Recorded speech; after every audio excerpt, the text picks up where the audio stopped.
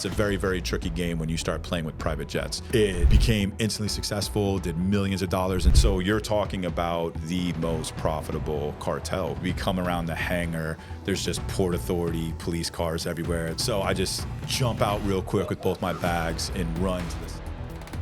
I would say moving from Pecos, Texas to 45 minutes outside of New York, New Jersey, was the transition that really kind of set me on my dark path, which ultimately, landed me in prison twice, federal and state prison, being on the run for 3 years. And it was really because of identity. So when did that happen? When did you move? Oh, so I was 10 years old. We moved from Pecos to Watchung, New Jersey. Why? My father had a way of stirring up trouble in churches. Churches are interesting places, especially in the South. And we left Pecos, and Pecos is an interesting town. It is a shithole in West Texas, but it's also, they have the shale oil production out there. So 55% of the oil in the United States comes from right there. And when we were out there, everybody knew that all the oil was there. There was going to be a boom. There was, very wealthy cattle ranches out there. The McKinneys had a ranch that was 75,000 acres across the street from where we lived. They were like the third wealthiest family in the state of Texas. So Pecos was a really interesting place. So my father was the pastor of the First Christian Church, and it was, kind of the uppity church in town. And he gave a sermon that said, Pecos is 85% Hispanic. And when I look out, I don't see one brown face. And half the congregation was like, holy shit, that's a pretty, Christian message. We need to work on that. And the other half of the congregation was just like, you're not coming in here, and interrupting the status quo. Right. And so they didn't fire him per se, but he knew that there was going to be some thorns in his side if we stayed there. And why they thought it was a good idea to go to New Jersey, I have no idea. My father was an adventurous type. I guess he just wanted to live someplace differently.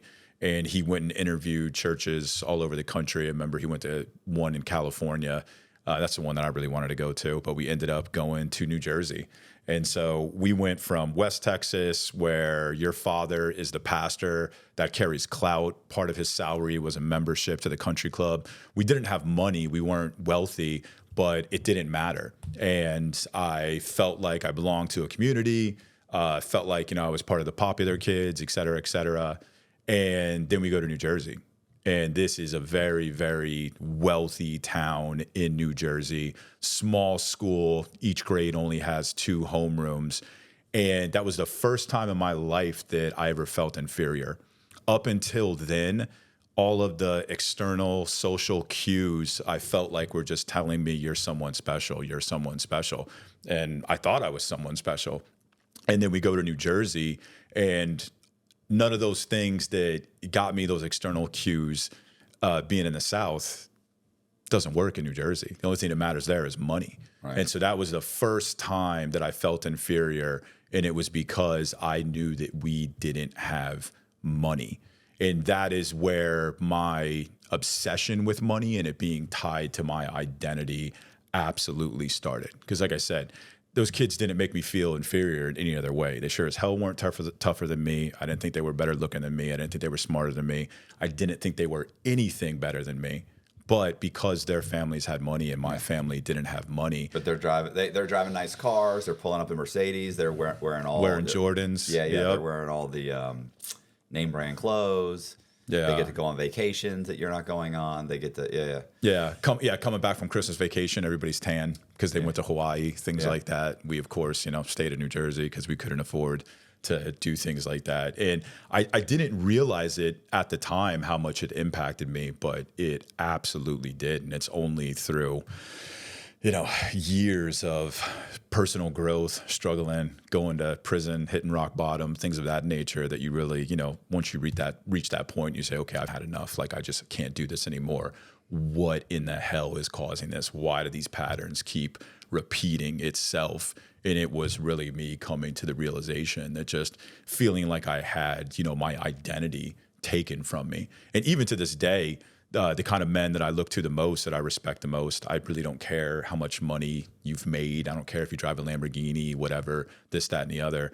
I just look at those, kind of working men, those cowboys, that some of them are millionaires, some of them aren't. They all still have the same work ethic.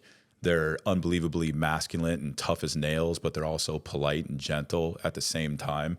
And so those are, even to this day, the standards that, when I say, okay, what kind of man do I want to be like?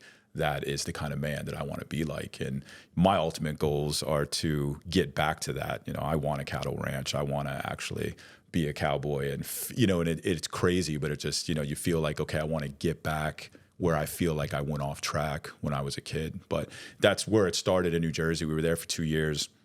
After that, we went to Kentucky, Appalachian town. I don't know if you've ever been to Appalachia, but Appalachia is a different place, especially in Kentucky. Good Lord, never been in so many fights in my life. Okay. When they say that those people have been affected by inbreeding, they are not exaggerating. I don't know why I immediately, when you said that, I immediately thought of Deliverance, the little town they drive through in Deliverance. Yeah, that's probably a little bit, Hollywood exaggerations, extreme, but still, that is, Appalachia is a special place, especially in the mid 90s in a small town in Kentucky. And at that point, it was kind of funny because we moved from New Jersey and they're looking at me like, oh, look at this Yankee. And I'm just sitting there thinking, like, I was in New Jersey for 2 years. Like, yeah, I've been in New York City, I've been on an airplane, but I'm not a Yankee. Like, I grew up in West Texas, but, we were seen as outsiders. And that was a very difficult environment. Never been in so many fights in my life. I remember being in 7th grade, you know what I mean? And thinking it's just going to be a fist fight. Kid whips out a knife. I'm just sitting there like, the fuck, you know what I mean? This is 7th grade. It's crazy. But that town in Estill County, Kentucky, they had one holler, as they called it, P Ridge, and the state police wouldn't even go back there because there were people living off the land back there, cabins, no electricity, no running water. Almost like pioneer settlers. And they all had 30-06s. And if any police car went back there, they'd be back in the woods taking shots at the police cars. And so even the state police would tell you, like, you don't go back there. Like P Ridge, like that's, it's no man's land. So my father there, though, actually found a church that they liked him. And he probably could have stayed there forever. But my mother looked at him and said, there is no way in hell one of these good old boys from Appalachia is getting my daughter pregnant. We're going to be stuck to this town forever. So we're leaving. If you want to come with us, great. If not, they were at the point where she was just like, I will divorce you and leave you over this. And so he said, okay, we can get out of here. We wanted to go back to Texas. He still said, let's go back to New Jersey. So we went back to New Jersey, and same situation. We moved to a town called Bedminster, and Bedminster didn't have their own high school. So they paid Bernardsville, the next town over, to take the kids, and that's where you went to high school. And Bedminster, wasn't a poor town. The condo we lived in was $100,000, which back in the 90s, that wasn't. Yeah, it's a nice place. Yeah, you weren't poor, but in comparison to Bernardsville, you were poor. And so high school experience was you get there and in all of your homerooms and all of your, first classes, teachers taking roll with the freshman class, and they're asking, where are you from, Bedminster or Bernardsville? And if you were from Bedminster, you were absolutely discriminated against. So once again, just in a situation where just felt inferior because my family didn't have money. And I remember I got my first job when I was in 8th grade because my parents couldn't buy me a snowboard. They also couldn't buy me a pair of shoes. And I was just like, you know what? I'll go out and I'll do it myself. And so I got, my first job when I was in 8th grade. Then when I got to high school, recognized the opportunity and was just started selling grass. And I would go into New York. I would get a dime bag, come back to Jersey and sell it for $20. It was just an easy, quick flip. I wasn't scared to go into New York City, hop on the PATH train, go into the city, buy some dime bags, come back, and ultimately sell it to rich white kids.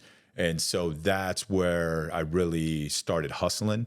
I hate to interrupt the program, but if you didn't know, my name's Matthew Cox, and I spent 13 years in prison for title theft. And this is how easy title theft is. I can be sitting in a Starbucks with my computer.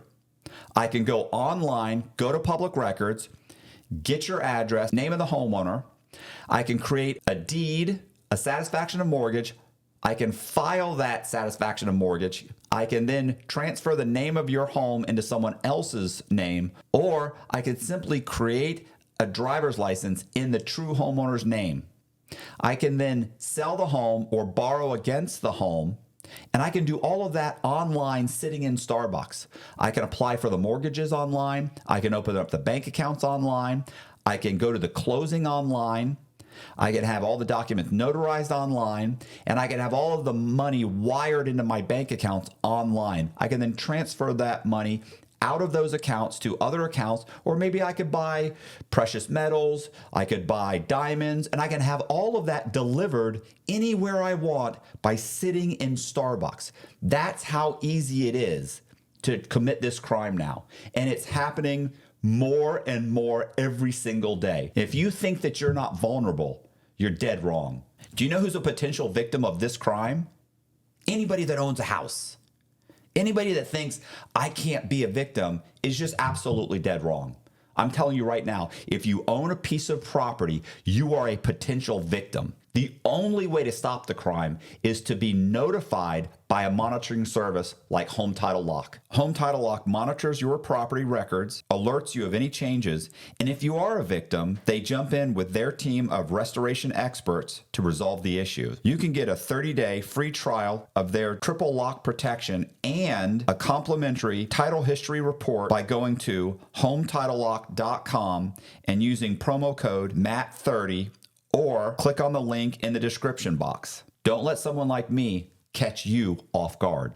When I was in my sophomore year, though, my guidance counselor encouraged me to drop out of high school. And yeah. Jesus. Well, it's because it was one of the best schools in New Jersey, and how they kept their rankings was if you weren't doing so well, and I had a C average. It wasn't like I was getting F's and D's, but if you're not doing so well, it's, hey, why don't you drop out? And so my mother said, okay, you can drop out. We're moving back to Texas in a year. Drop out in what? Huh? And what? Well, like that's the... Yeah, that was in, yeah, drop out and get your GED is what she said. Yeah. And so my mother said, you can do that. When we go to Texas, though, what would be your senior year, you can get into junior college with a GED. And she said, you have to go to junior college for 2 years. You have to go to a 4-year school. She's like, we're not letting you off the hook. You have to go to college. And so I said, okay, cool. So what was my junior year in high school? I worked manual labor jobs, tree companies, things like that, landscaping companies. Was still trying to hustle on the side, but just wasn't really that big of an opportunity. So went to Texas about a month before I turned 18, went to junior college, and this was San Antonio, Texas. And San Antonio, Texas is a special place. It is the largest land transshipment point for illegal drugs in the United States. And the reason why is because of the NAFTA agreement. 85% of trucks that enter into the United States from Mexico enter in through Nuevo Laredo and go into San Antonio. So here's this city of 1 million people back then, but literally the vast majority of the supply of illegal drugs in the United States is literally going through San Antonio, Texas. So get there, and pounds of swag, back then in Jersey, you could sell for $1,200, $1,500 wholesale, and you can get a pound of swag down there for $350. So it took me about a couple months of being down there before I'm calling friends in Jersey saying, hey, you have no idea how much we can get swag for down here. Like, let's do something. So small loads, started sending, small loads out of state, just What's a small load? 10 pounds. Yeah, of just low grade swag. This was before the days of all the high grade, stuff coming out of California. Like Mexican, like dirt. Yeah, dirt weed. Literally a pound would be pressed in the size of a video, an old VHS recording. Like they would press it because they want it to be as small as possible to get as much as possible across the border. So yeah, just absolute dirt. But didn't matter. You could still pick it up for $300. Get it back to Jersey, sell it for $1,200. So that's what got me started with sort of the out of state things. But then I didn't really do that. I started going to raves, and I started selling pills, ecstasy, at raves. And that was decent money. I'd make about $3K a week doing that. But I mean, you're 21, 22 years old in Texas. Back in the 90s, that was pretty good money. I'd also go to small college towns in Texas, and I could show up with 300, 400 pills and literally have every last one of them gone in 2 days, something like that.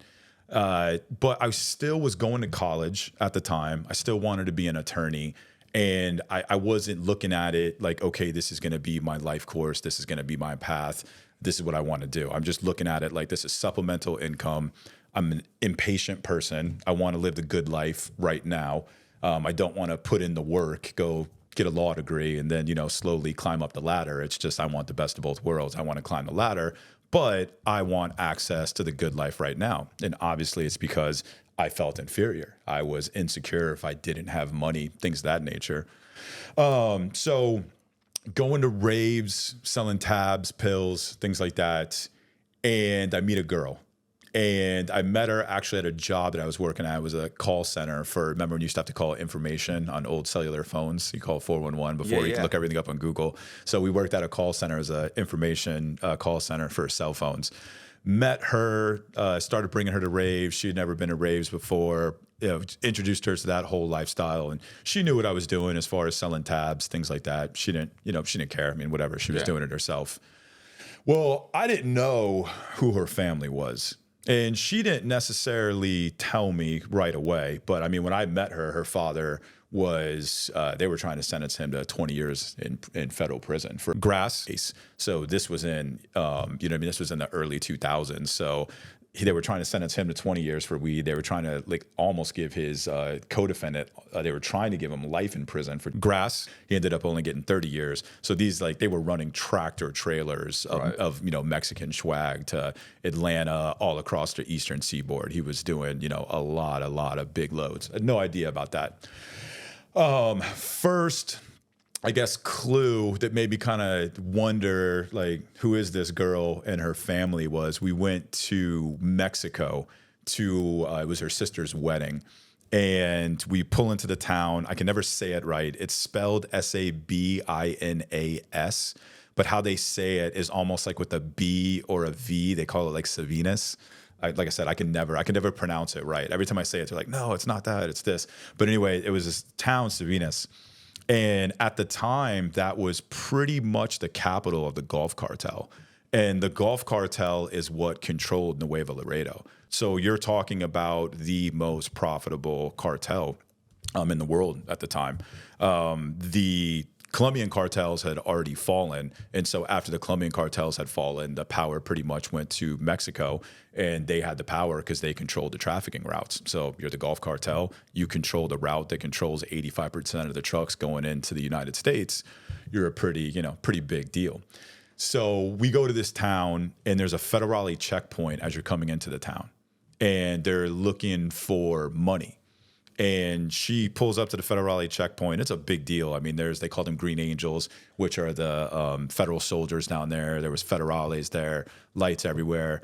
And the cop looks at her ID and he goes, Salazar. And he goes, you can go. And just, kind of let her through. So I'm just sitting there thinking what?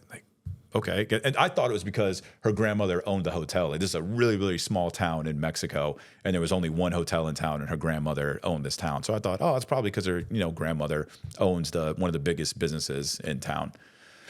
Still had no idea about what that town was. Nobody ever, told me anything about it. And so we're driving back to the United States, and we get to the first checkpoint on the Mexican side. And as we're approaching, she goes, oh, yeah. She goes, don't say we came from Sabinas. Say we came from so-and-so. And I looked at her and I was just like, why? Why can't we say we're I'm almost like, fuck, do we have something in the car? What's going on? There's something you're not telling me? And she's just like, I'll tell you in a second. So we get up there. They ask what town we were coming from. I forget the name of the town we were supposed to say, but we said that. And then she looked at me and she's just like, no. She's like, Sabinas is known for, having a lot of drug traffickers. So if you say you come from Sabinas. They'll search the car. Yeah, they'll search the car. And so I'm just kind of like, okay, all right, whatever. So then she tells me about her father. Her father was in federal prison, grass case, et cetera, still isn't, telling me how involved and connected her family is. And they weren't high ups per se, but I mean, this is someone who was doing tractor trailer loads of, Mexican swag. So they weren't small potatoes either. You're not doing those kinds of loads, especially in that town, in that area, without the, cartel having something to do it. So as far as where they were in the hierarchy, you know what I mean? I have no idea about that. But as far as association connections, definitely a part of it. I mean, like I said, no question about it.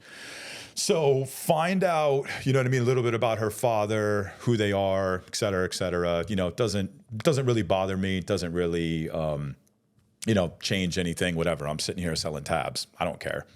But I was always an opportunistic person. And so I'm saying, okay, right now I'm selling to users. I don't want to sell the users. I want to sell the suppliers. And back then you could pick up like 100 packs of tabs in San Antonio for like $15 a tab. So $1,500. You could sell an individual tab for $25. So you're making $10 a pill. So you're spending $1,500 to make $1,000. So if I wanted to make $3,000 in a week, I had to sell 300 pills. Those pills though were all coming from Miami. And at that particular time, you could get tabs in Miami, 100% pure MDMA for $5 a tab. So I'm looking at it like, I want to go to Miami. I want to pick them up for $5. I want to bring them back to Texas, and I want to supply all the people that are supplying me. Quick flip, doubling your money, selling 1,000 packs at a time rather than sitting here and having to go through the grind selling to users. So that was my first, trying to climb the ladder. So I come to Miami. And my friend hooks me up with his cousins. And his cousins are very well-known figures in Liberty Heights. I don't know if you're familiar with Miami, but Liberty Heights I've heard of Liberty Heights, but I don't know. Liberty Heights is a bad place, bad place. So they're hooking me up, helping me out, get some tabs. And his cousin goes to me, he's like, can you get keys? Can you get birds? And I'm just like, yeah, absolutely. And he's just, asking me like pure. And I'm like, skama. Skama means fish scale, because when it's 100% pure, I mean, you literally can't even snort it. I mean, you take it and it flicks off and it looks like a fish scale. So, told him it's like skama. So at that point, that was a very commonly used word. So he was just like, skama. I said, yeah. And he told me, he's like, I'll take 5 a week. He's like, I'll give you $25K for him. But you don't know that you can. Is this, you're just bluffing? Well, no. I mean, I know this is San Antonio, Texas. Anybody can get a key. I mean, seriously. Okay. Yeah. This, and not only that though, but I knew the price was $15K. So I'm sitting there thinking, holy shit, I can get a key of Skama for $15K. Bring it over here. He wants 5 a week. That's $50K. I'm going to take that $50K. I'm going to buy tabs over here, as many as I can. You know what I mean? Have a double flip and bring it back to Texas is what my plans were. So my girlfriend, she was very, very close with her sister. And so I went back to Texas. I really didn't push that deal. I could have. But I really didn't do anything to follow it through. And I'm the type of person where if I want to do something, I'm a man of action. I'm going to do it. And I think in the back of my mind, making that much money at that age scared me, because I knew I wanted to be an attorney. I didn't want to be some drug dealer. And if you think about making $50,000 to $100,000 a week, I mean, Jesus Christ, when I was making that when I was 32, that fucked with my head and just completely and totally consumed me. I have no idea what it would have done to me at 22. So I almost think that I was, in the back of my mind was scared of that and knew that if I started making that much money at that age, that this dream of being a lawyer and this dream of being a law-abiding citizen wouldn't be a reality. Because, I mean, at that point, you're making $50,000 a week. Are you really going to care about school that much? Are you really gonna, yeah. So I think in the back of my mind, I really didn't press it. But my girlfriend's brother-in-law, her sister's husband, was going to federal prison. He's going to federal prison for 6.5 years. And he was going to federal prison for 6.5 years for doing things with their family, weed out of Mexico. She's concerned that they're not going to have an income while he's in prison. Right. So she tells my girlfriend, because her and her sister were very, very close. And so she knew about the situation in Miami. And she said, look, she said, you should get Bryan selling keys so that we can kind of get that Miami deal going through. Because, they stood to make a lot of money as far as if I was bringing 5 keys a week to Miami. And I'm not, sitting here trying to put blame on anybody. I'm 100% responsible. You know what I mean? It doesn't matter if somebody puts a seed, in your head. I'm still sitting there, being the one watering it. So it was 100% my responsibility, not trying to place the blame on anyone there, but it was those two getting together. They were just kind of like, hey, let's explore the whole birds opportunity. Let's do that. And so they were testing me out in Texas. I had a guy in Lubbock that I was selling a lot of tabs to. And I remember the first time I went up there, he asked me if I could get keys. I said, yeah, of course, I can get keys.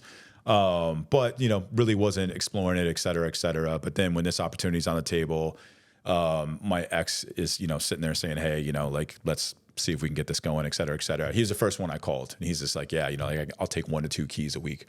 So I'm in Texas. They're fronting me, just kind of testing me out. And I'm bringing him up there to the kid's name is Justin. This was when I got arrested July 2002. Well, come to find out in Discovery, everything comes out in Discovery. Come to find out in Discovery, in September of 2001, Justin got arrested for selling powder. And he got arrested for selling powder. It was like an ounce or something like that. So he agreed to be a confidential informant. Mm-hmm. So he's a confidential informant on this DEA task force in Lubbock, Texas. Well, at the same time, he's continuing to sell powder. He's just like, well, fuck, I'm part of the task force now. I'm going to have inside information. I'm going to be able to, get away from them. But Lubbock, Texas is a town of 200,000 people. It's kind of hard to avoid, a well-organized task force like that. So while he's a confidential informant on this task force, he sells powder to another confidential informant on the task force. That's not going to go well. No, and they were just like, all right, we're gonna fuck this son of a bitch all the way in the ass. Right. So rather than having Justin continue to make transactions with the confidential informant, they have the confidential informant introduce him directly to an undercover cop. And so now Justin's selling directly to the undercover cop. So Justin calls me up, says, hey, this guy wants 2 birds, can you bring it up, et cetera, et cetera. I'm asking him questions, who is this guy? Because before I was selling to Justin, I wasn't selling to someone else. Yeah. And he literally told me, I'll never forget it. He said, I went to high school with this guy. I go, I literally go play with his kids. You can trust him. Don't worry about it. And I said, all right, well, I'm not going to lie to the people that, I'm with. I'm going to tell them this is someone new. They're not going to give me 2 right out the gate. Let's just start with 1. So he's just like, all right, cool. You can start with 1. So we get up there. Justin's like, so the other thing too is that every time I'd gone out there before, I never brought my girlfriend. It's just stupid. It doesn't matter if you know the person or not. Why are you going to bring, why are you going to bring her? Well, she wanted to go because we weren't spending a lot of time together. And it just so happened that there was like a ton of rain. She was going to summer school and there was a ton of rain that year. And so all of her classes got canceled. And so she's like, hey, my classes are canceled. I want to come with you tomorrow. And I'm looking at her and I'm just like, you're insane. I'm driving through Texas with a bird. You understand what I'm saying? Like, it doesn't matter even if I say you're not, that you have nothing to do with it. I'm like, you're still going to go to prison. And she, threw it in my face. She's like, it's coming from my family. I'm the one that got it for you, et cetera, this, that, and the other. And we had a knockdown, drag out fight for hours. And finally I was just like, all right, fuck it. You want to come? Come. Stupid, but whatever. You know what I mean? You want to throw it in my face and it's coming from your family? Okay, cool. So she's in the car with me. We go, we meet Justin. Justin tells me, oh, we're going over here, to the Arby's to meet the guy. And at this point, I'm just sitting there thinking, the fuck? This is somebody that you supposedly know from high school. Why aren't we going to his house? Right. It's like parking lot, like literally, like we're about to do a transaction for a full bird in a parking lot. Like, are you like, what the hell's going on here? He's just like, no, it's okay, it's okay, it's okay. So we pull up into the Arby's, pull up right next. He was in an old Suburban. And I remember I'm just looking up there and I know I'm cooked. You just know it. The whole feel of it, everything. And the bird was already in the back with Justin. I was about to tell him like, dude, tell him that we got to go get it. You know what I mean? Something. I was trying to come up with something. Justin's already out of the car, you know what I mean, with the bird, jumping into the car and doing the deal with the guy. And he's like, come here real quick. And I'm just like, man. So I remember getting in the back of the Suburban and there's the bird. We had wrapped it in, obviously vacuum seals bags, and each layer had Vaseline because supposedly back then, you believe that, the dogs can't smell through Vaseline, even though it's bullshit.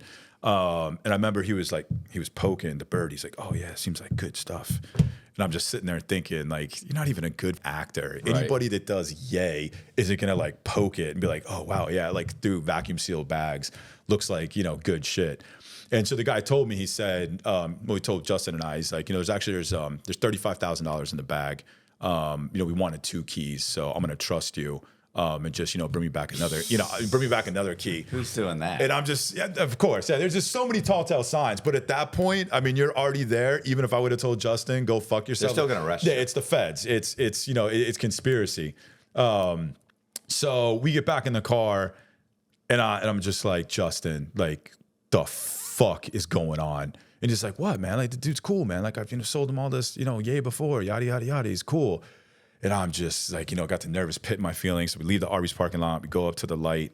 And there's a Jeep Grand Cherokee in front of me. I'll never forget it. And there's 4 big-ass dudes with sunglasses on. And they're all just sitting there just stiff. And you're just like, okay, 4 big-ass guys. They all fit the cop profile, sunglasses on, just stiff as a board, staring straight, no conversation going on in the car.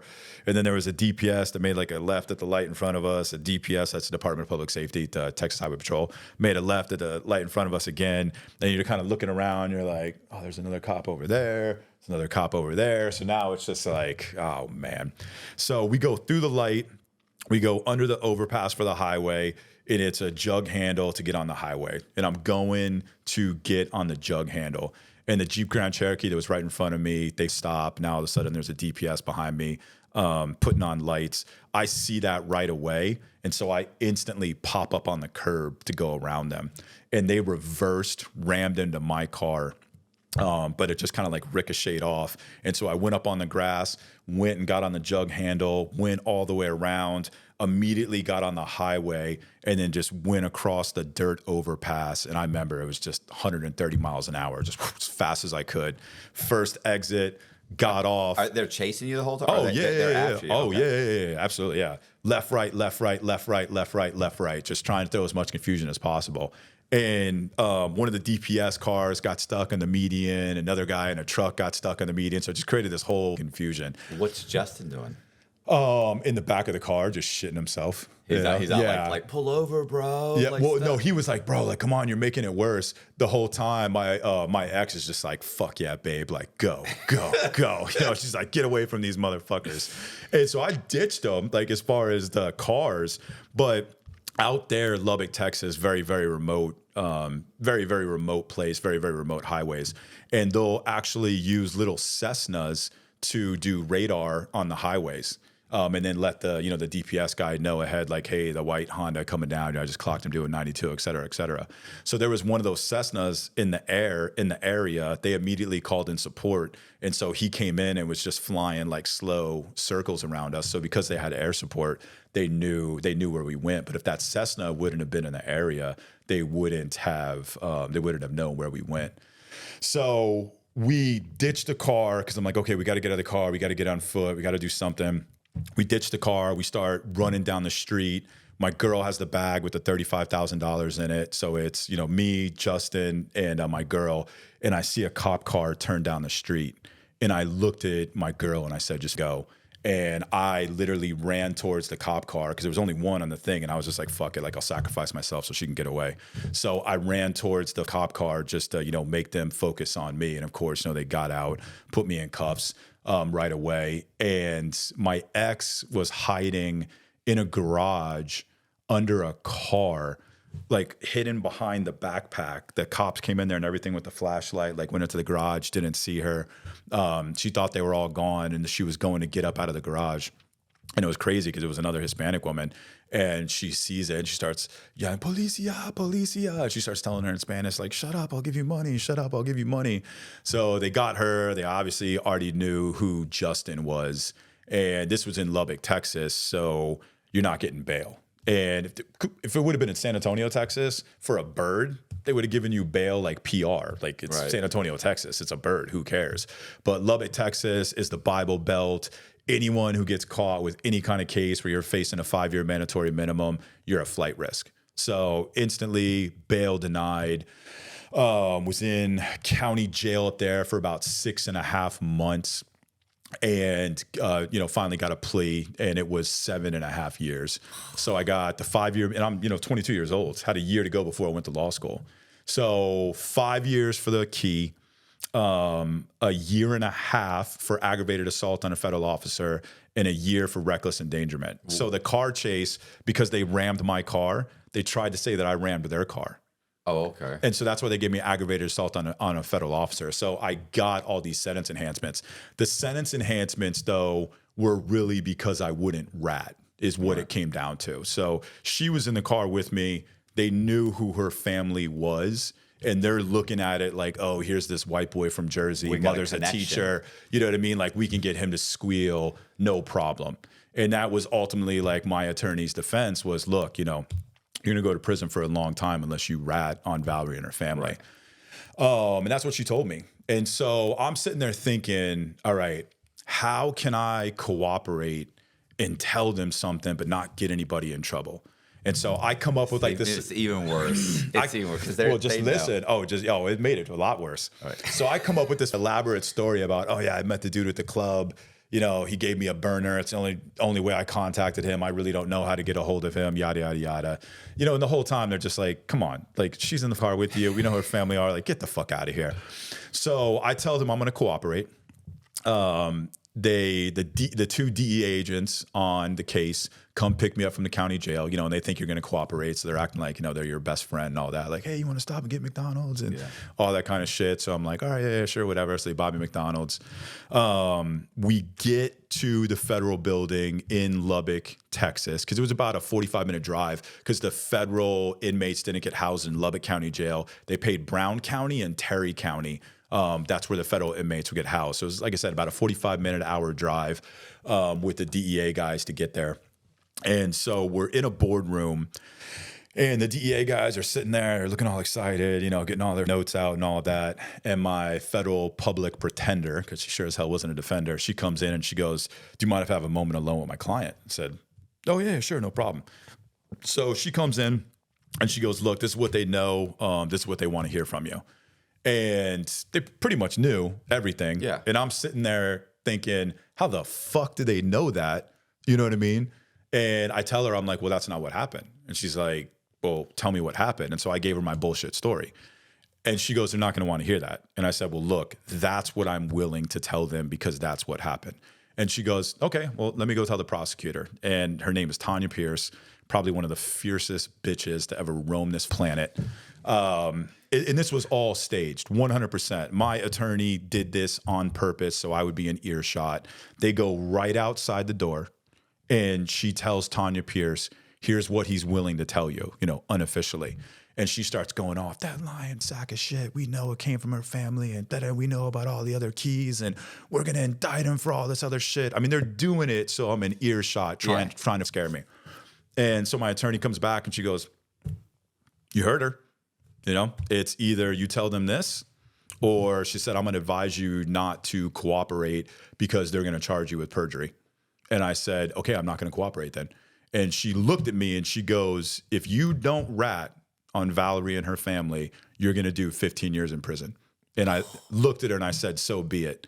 And I'll never forget the look on her face. The original deal was 7 years. Well, no. This is before. So that's what I'm trying to tell you. This is all staged. She was lying to my ass to try to make me think that I was going to get more time than I was, so I would snitch.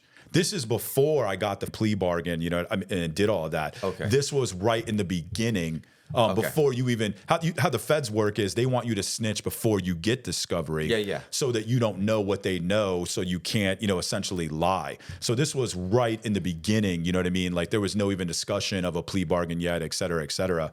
This was just trying to get me to snitch as quickly as possible.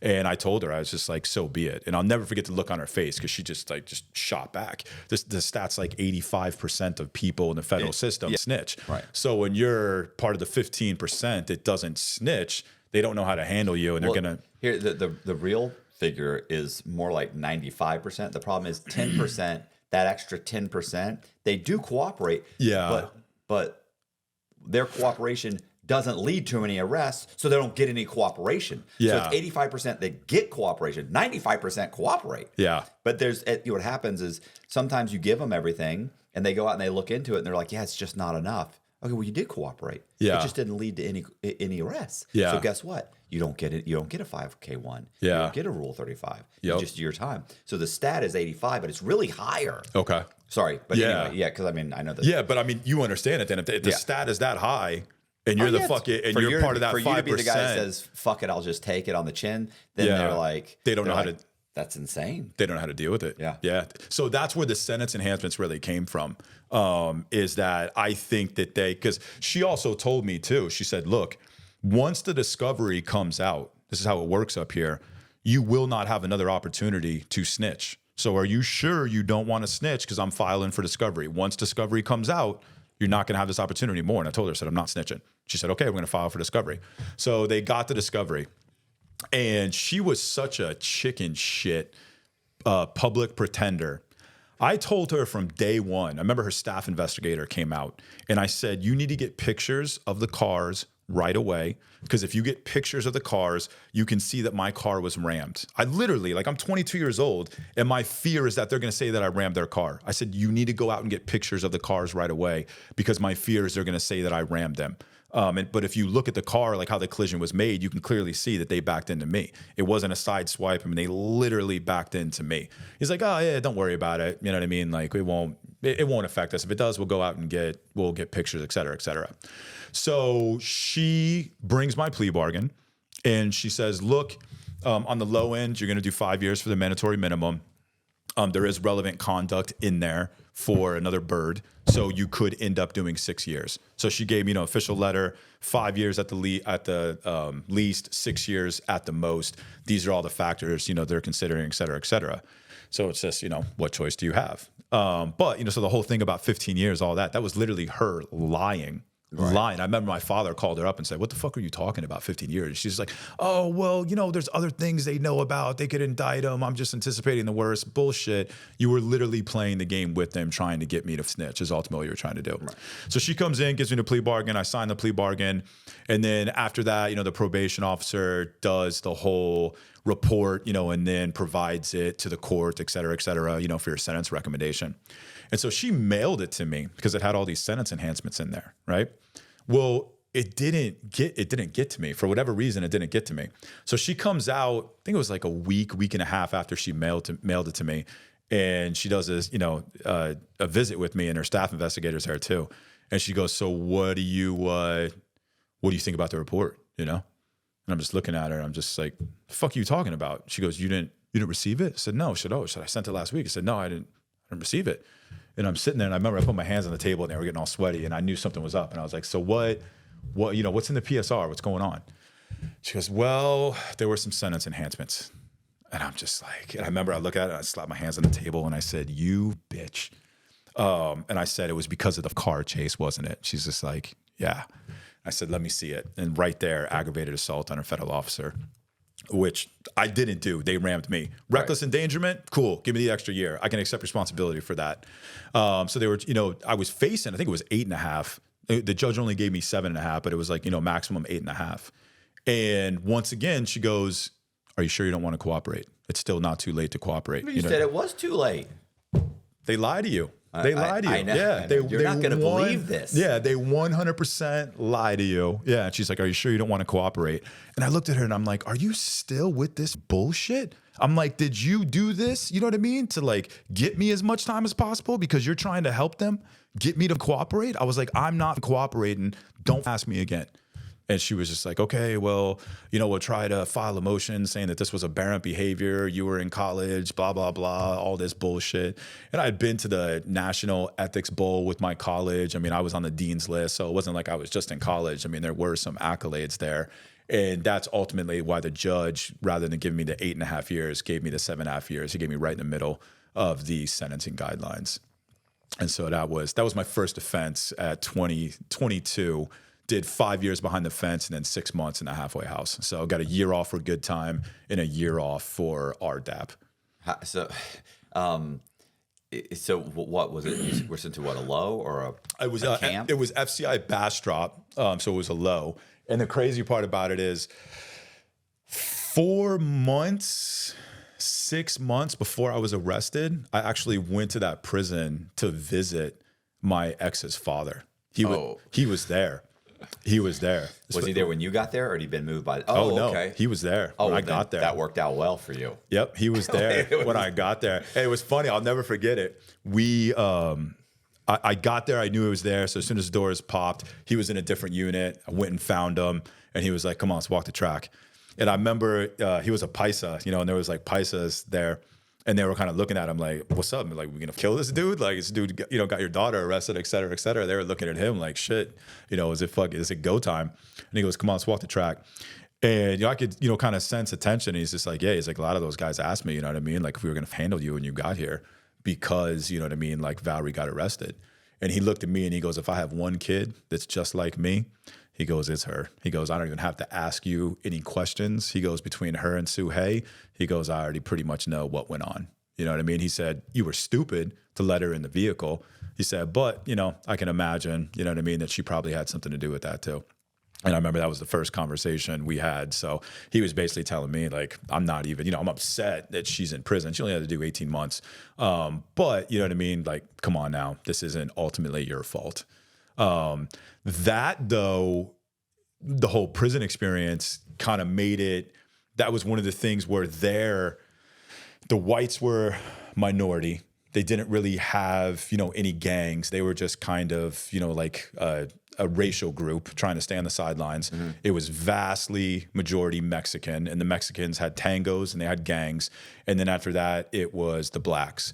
And the blacks had gangs, but they also kind of loosely organized in a tango type, style of format. It wasn't a Mexican tango, but all the blacks from Austin, would be considered one group. All the blacks from San Antonio would be considered one group. Cars. Yeah, right? Cars, yeah. But the other thing is that the blacks would also act as a racial group when it came to dealing with the Mexicans, because the Mexicans just vastly outnumbered them. And there could be conflicts between a Mexican gang and a Mexican tango. They might have beef. But if something happened with the blacks and it was just like, oh no, the blacks got to be put in their place, the entire Mexicans would act as one racial group to put the blacks in check. So how it worked when you got there, whomever you were running with, they'd instantly come up to you and be like, "Who are you running with?" And if you, whatever you said, your people would come up to you. So I got there late. It was right as they were locking the doors, so nobody came up and said, "Who are you running with?" And then plus, it's just like, I'm white, so of course you're thinking, okay, the whites didn't come up and talk to me. But I instantly get up as soon as the doors pop. Boom, I'm over here to another unit, and I'm seeking out, one of the big dudes with the paisas that everybody knows is part of the cartel. So I'm sure all the whites are just kind of looking like, all right, like, who the fuck is this dude, to get here and deal, with somebody kind of up on that level, et cetera, et cetera. So whites never really approached me. I was there for 2 months. I actually lived with a black dude who was going home in 2 months, Shabazz. And Shabazz wanted me to stay in there because all the other blacks hated Shabazz. Shabazz was like, the person that read so many books, when he was down in 12 years and wanted to preach to everyone, and just, he couldn't get along with anyone.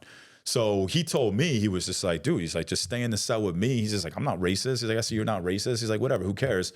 I'm only here for another 2 months. I'm going home. And then after that, the cell will be yours, because that's how it works. Whoever's in the cell longest is yours. He's just like, bro, people are here for years and they don't have their own cells. He's like, you want to stay here.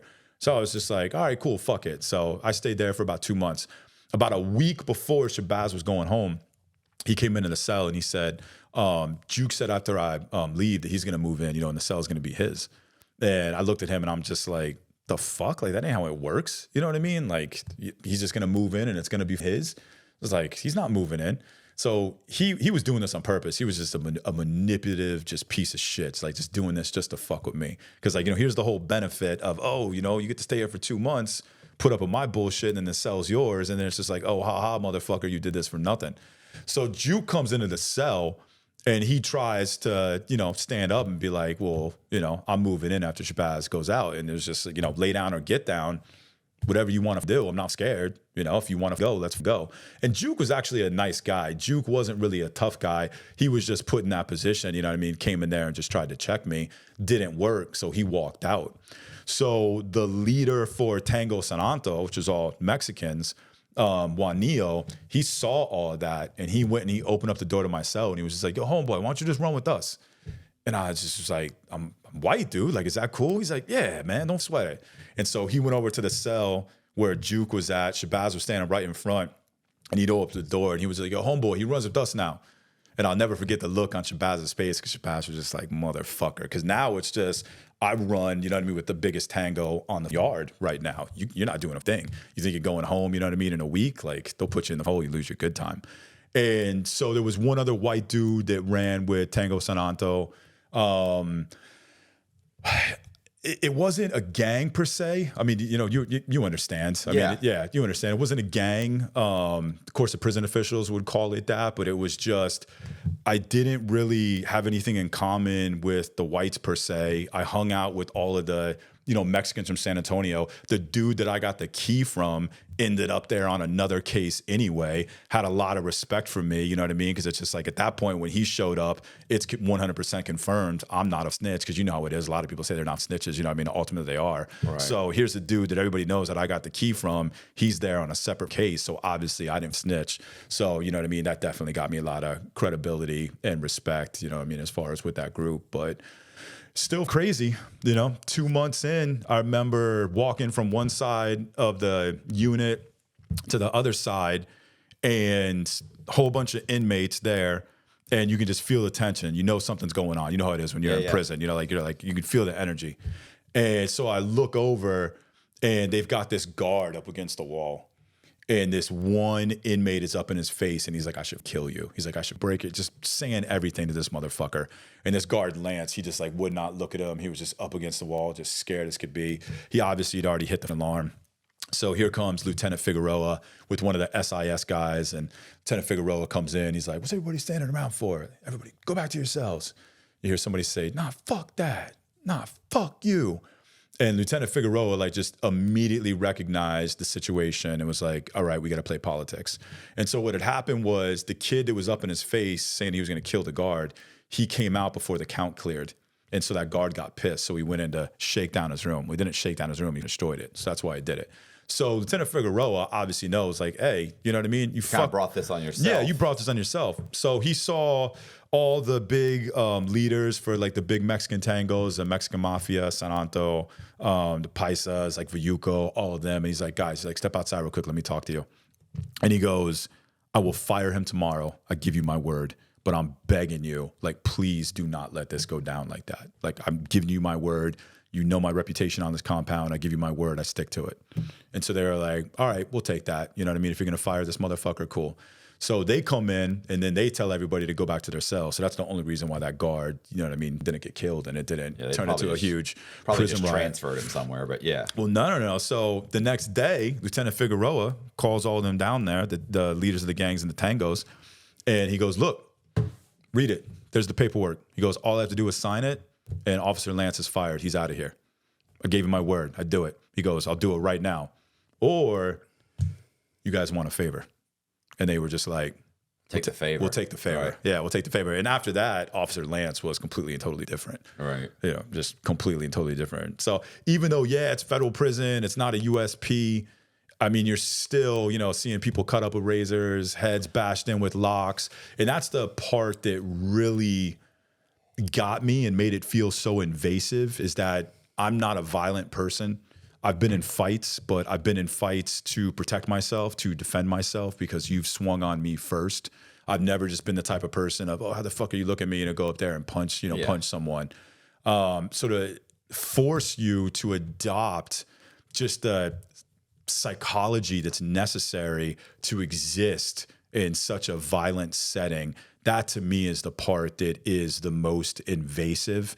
And if you want to talk about prison reform, and I think a huge stain just on the American criminal justice system, is forcing nonviolent offenders into that type of situation. Deterrence really doesn't exist. Doesn't matter how severe the punishment is. It really ultimately doesn't result in deterrence. There's been numerous criminological studies that have confirmed this. So if you understand that deterrence really doesn't exist from the severity of the punishment, and you're dealing with nonviolent offenders who still can make a contribution to society, to put them into a setting like that that's going to give them PTSD and make them, say fuck it and adopt measures that they never would have adopted before. I think that's the biggest problem with the criminal justice system that needs to be solved. Are we saying, hey, we're going to lock everyone up and throw away the key and who the fuck cares how they're getting treated?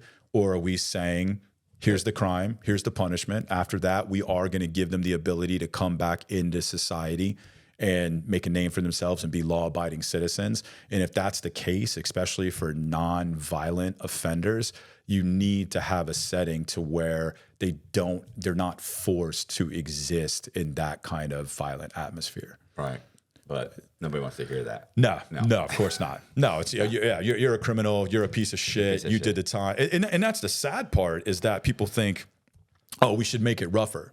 We should make it rougher. If we make it rougher, then nobody would commit crime anymore. And it's just like, well, you're foolish. Do you have a PhD in criminology? Because if you don't, we've actually studied these things, and the severity of the punishment in no way, shape, or form makes any sort of impact on the deterrence of the law. We know this. So it's, you know what I mean? To me, it's just barbaric. And when you look at nations, civilizations, empires, even when you look at people, how they treat people in their most powerless circumstances is ultimately truly a reflection of their moral character. Mm-hmm. And so I think if you want to improve the moral character of the United States, I think focusing on that aspect, you know what I mean, prison reform is just absolutely vital. But like you said, it doesn't get it's votes. Not sexy in politics. No, that doesn't get votes. They want to hear lock them up, throw away the key, give them more time, make it as harsh as possible. Yeah, make the conditions horrible, and then give them. And that's what'll deter them, right? And then give them the stigma of being a felon, so that nobody will hire them when they get out, and then they reoffend, and we can say, "See, I told you they were a scumbag." It's like, well, you helped create this scumbag, by the way. This guy could have gotten 2 years, or could have gotten a work camp, or could have gotten. Yeah. You could have put him in a halfway house for a year. Instead, you gave him 10 years in prison, and he got out with 2 months halfway house, and then he reoffended within 6 months because he didn't have, what choice did he have? He couldn't get a job. He couldn't pay his bills. You gave him nothing when he got out. He had no way to reacclimate. You gave him 2 months halfway house, which wasn't enough to get him back on his feet. So it's crazy you say that, because I got out of prison, went right back to college, president's list. The entire time I was in prison, I read and read and read and read and read. I said, I'm going to come out of here as educated as possible. I'm going to look at the circumstances and say, okay, how can I make this the most valuable experience for me? And that's exactly what I did. Yeah. What do I have? What have they, out of everything that has been taken away, what is the one thing I have? Yeah. Time. I have time. What can I do at that time? Yeah. What can I do? Not interested in horticulture. Yeah. Not interested in becoming an electrician. Yeah. I don't want to learn how to play guitar. And I don't want to play I don't want to play handball the rest of my whole fucking time. So none of those things interest me, and all of those things were really just to entertain them. Of course, yeah. What can I do with the time that they gave me? Yeah, and so that I can come out of here with maybe a new career, because the judge was very adamant that I couldn't commit fraud anymore. Yeah, he was very serious about that. Yeah, I made that very clear. Yeah. So yeah, that's exactly what I did. I said, fuck it, I'm just going to start reading. I'm going to figure something out. Yep.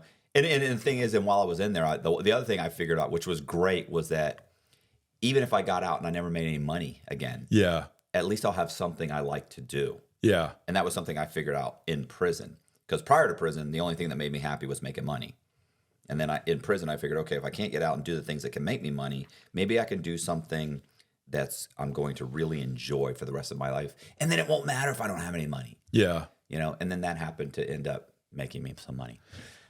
With what you're doing currently, have you come across any obstacles where, even having a record, if you're like, okay, I want to be an influencer, I want to be a creator, whatever the hell you want to call it. Look, and I've because you leaned have a into- record. Okay. Well, because I leaned into all of it, because I do keynote speaking. Yeah.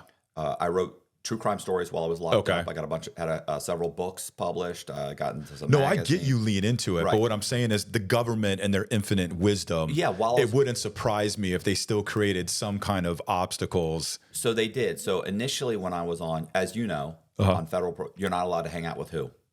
Felons. Yep. You put me into an environment where I was surrounded by felons for 13 years. You put me in a halfway house where I was surrounded by felons for 7 years.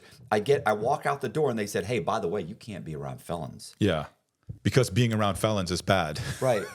I don't know about you, bro. I don't know. The only people I know is felons. Yeah. They found out that I was speaking with a friend of mine. You can't talk to him anymore. Yeah. Because he was currently incarcerated. I was like, oh, okay. So I immediately said, okay, I'll start a new email account. I'm just going to work around your deal. And what I did was, what I realized was like, you can't travel. You can't go outside the jurisdiction while you're on probation, right?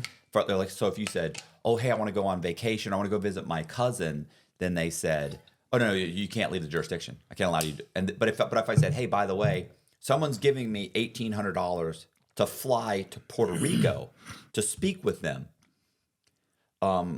and fly me back. I'll be there for 24 hours and I'm going to get a check for $1,800. And by the way, I get to pay my restitution with that. They say, oh, of course you can go to Puerto Rico. Yeah. So then you start realizing, well, what are you guys requiring to prove that I'm going here? So then it becomes, I realize now that as you start to realize, like, you're telling me you're going to call these places where I'm at. You've never called. Yeah. So I realize you guys are liars. Yeah.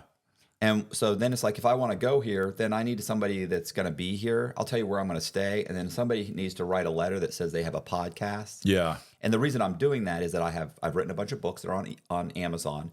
The sale of those books helps me pay my restitution. So I realize anything to do with work allows me to travel anywhere I want to go. Yeah.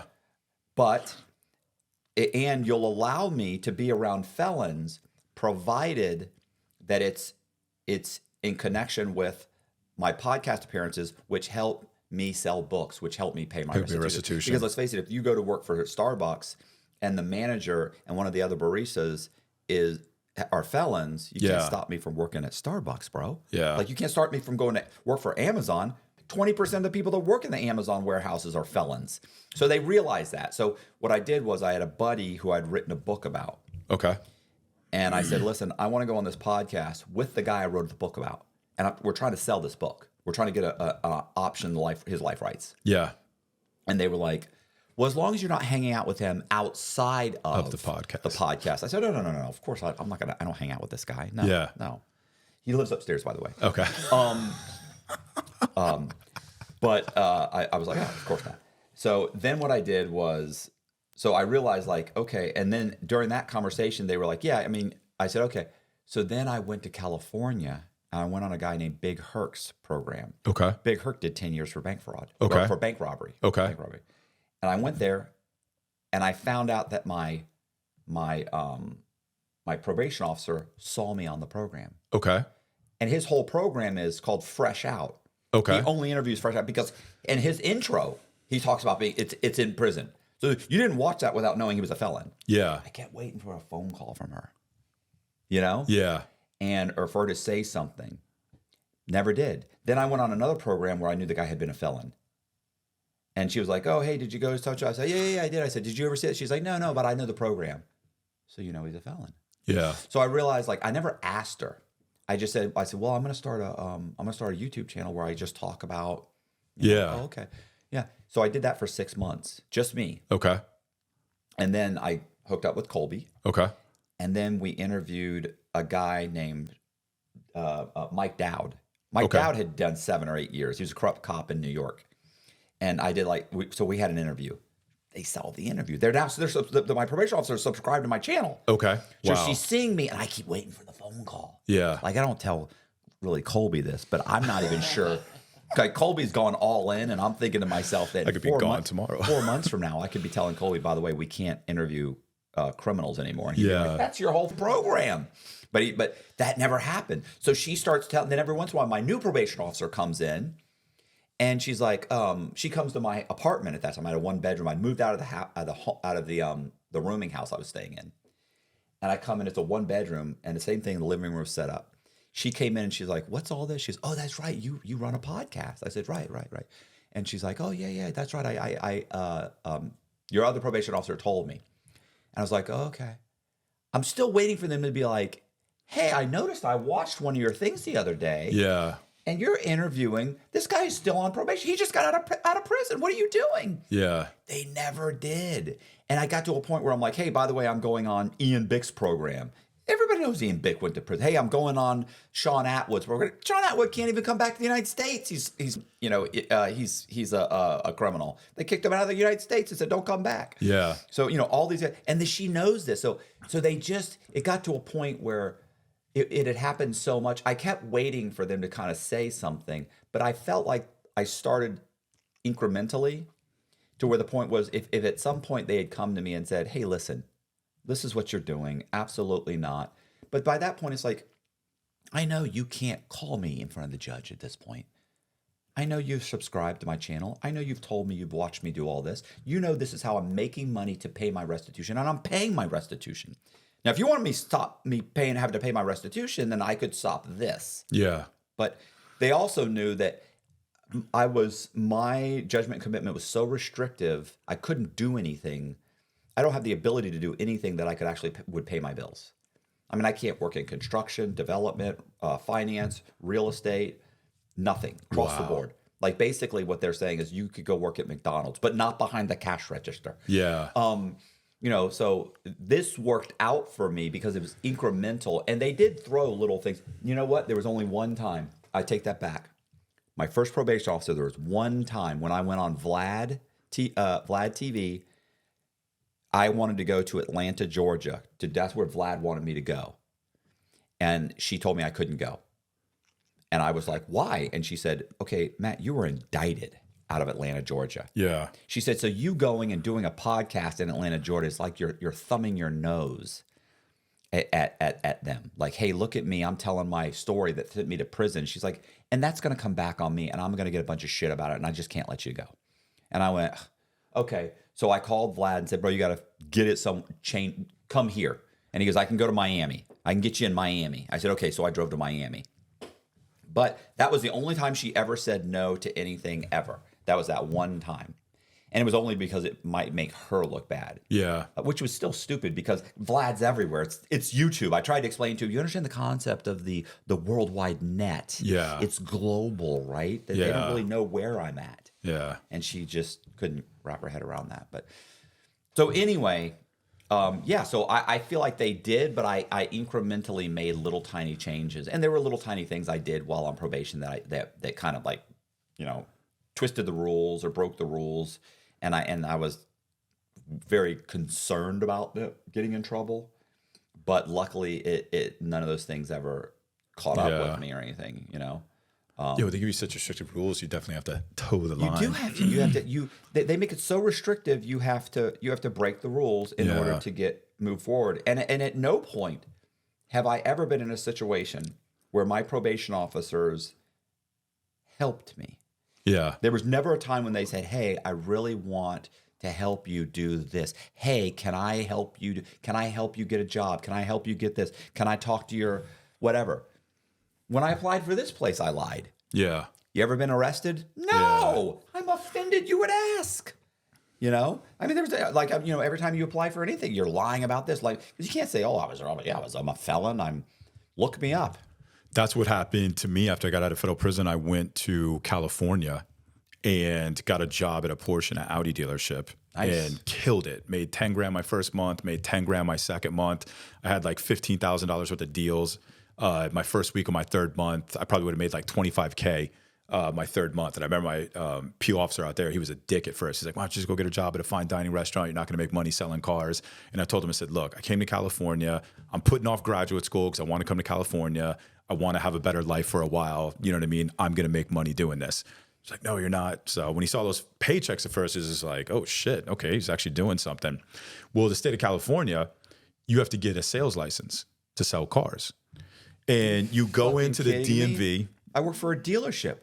You go into the DMV, you get your temporary sales license, they do the background check, and then they give you your permanent sales license. So I was there for 2 months and a week, and then they call me upstairs. And the general manager and the assistant manager never told the owner that I was a felon. I told them I was a felon. They're like, we don't care. You're going to do great at this. I was a top grossing salesman the first month that I did it. The owner loved me, and he found out about it, and he told them, he said, I don't care if you have to hire an attorney, whatever we have to do whatever we can so that he can work here. And he called me upstairs and said, I have no choice, but if you don't have a sales license, you can't sell cars here. He said, you can't work here anymore because of this. And I remember I went to my car and I literally cried because the entire time I'm in prison, I'm telling myself, okay, I'm never going back. I'm not going to get out and just get a job at Starbucks or McDonald's. I want to be successful. I had gotten out and talked my way into a really good job at a fine dining restaurant in San Antonio, Texas, where I was making like 70 grand a year. 70 grand a year in San Antonio, Texas back in 2009 was good money. And so go to California, say, okay, I don't want to work in a fine dining restaurant. I want something better. And it was this perfect job. Like I loved Porsches. I loved Audis. I loved the experience. I was honest. I helped people get good deals on cars. I wasn't trying to, them. And I knew I was honest, and I knew that I was doing it with integrity. And I felt like I had set a goal of when I get out of prison, I'm not going to go back to selling drugs. I'm not going to go back to doing anything with crime, and I'm still going to be successful. And so to me, that was just like the very tip of it. And it was validation that I stuck to my word, and I was actually being successful. And then just take it from you. Well, so okay, you skipped the part. You said you applied for the license. Yeah, so you apply. Did you not get it? No. So you apply for the license. So I had my temporary sales license for 2 months, and I was able to work at the dealership for 2 months.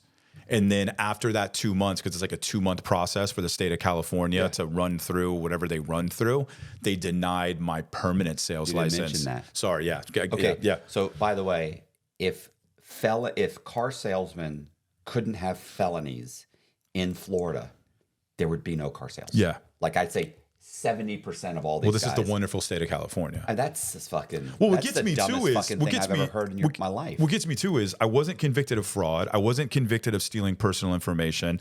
I wasn't convicted for anything like that. I sold drugs. And even though it's an illegal drug, you can say that it's immoral. It's still, the transaction is honest. Here's the product. Here's the money. It's an exchange. It's business. It's an illegal business, but it's business. I didn't steal people. So if I had done something like that, I could understand, okay, we don't think that you could be a car salesman because you're going to have access to people's social security numbers and things like that. Yeah, that I can understand. That I can understand. Fraud. That's what I'm saying. I was never convicted of anything like that. So when they denied my permanent sales license, and the owner of the dealership wants me there. People wanted me there. That's the part where it was just so heartbreaking. And I literally went in my car and cried, and then just found a moment of resilience and was just like, fuck it. I'm gonna find a better opportunity. Like, I'm not gonna let them break me. That's cool. This is just a starting. Like, I got this job, you know what I mean? Searching Craigslist for an hour. Fuck it. I'm gonna go find something better. Like, I'm not letting these motherfuckers break me. They don't want to let me sell cars. Great. I'm gonna go do something else. So going through Craigslist, find a listing for AXA Financial Services. And AXA Financial Services, that's the big dogs. 92% of people don't make it past their fourth year, but 98% of people that make it past their fourth year never do anything else again because they're millionaires.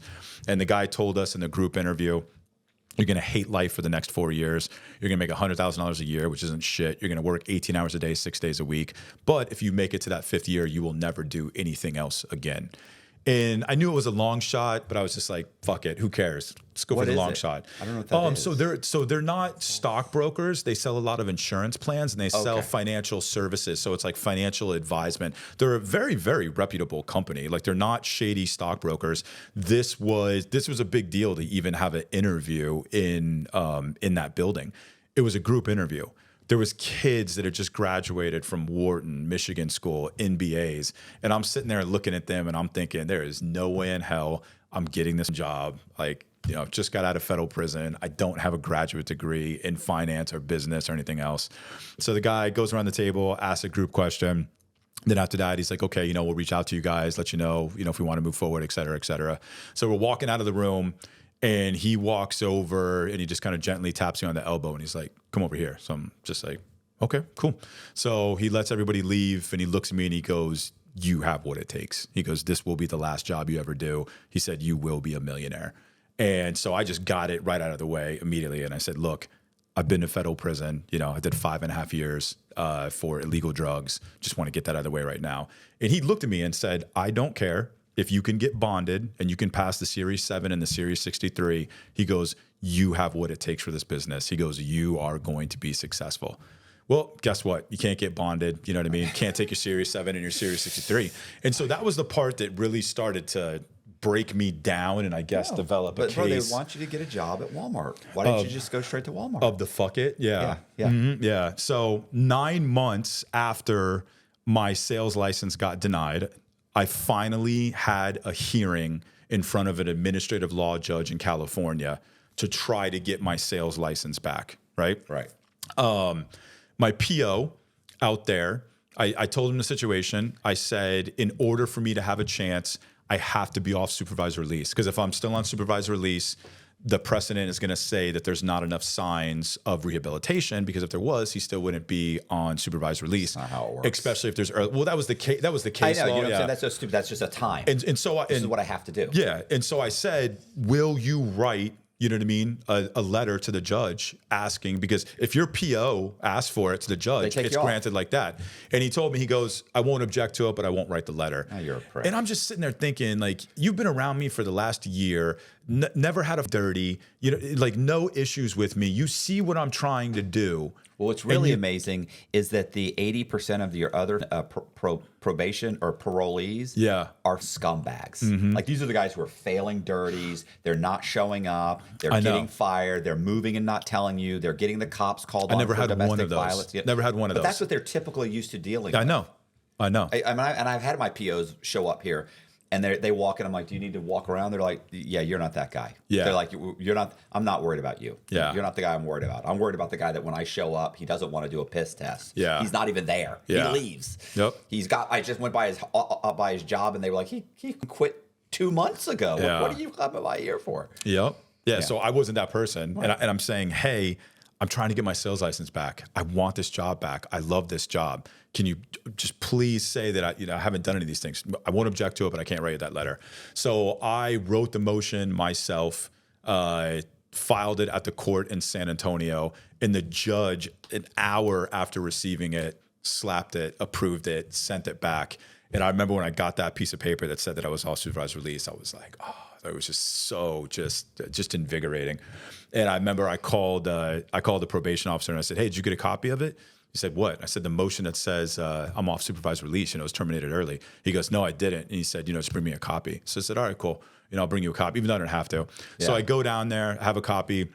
And he left me waiting in the waiting room for like half an hour. And I finally went up to the secretary. I forget his name. Christopher Morris. Wow, I can't believe I remember that. And I said, can you go tell Officer Morris? I actually said, you know what? I'm just leaving. Can you give this to Officer Morris? She goes, oh, no, let me see if he's available. And I said, look, I don't really give a shit. I'm off supervised release. Just give him a copy of that. And he was standing right behind me. And he goes, oh, no, that's not case. That's not the truth. I actually have to sign something. And I said, bullshit. Fuck you, dude. He was doing it to fuck with me. Yeah. I said, bullshit. I said, that's a signature from a federal judge saying you have no authority over me anymore. Right. And he was just like, oh, I was just joking with you, yada, yada, yada. And I was like, there's your copy, whatever, left.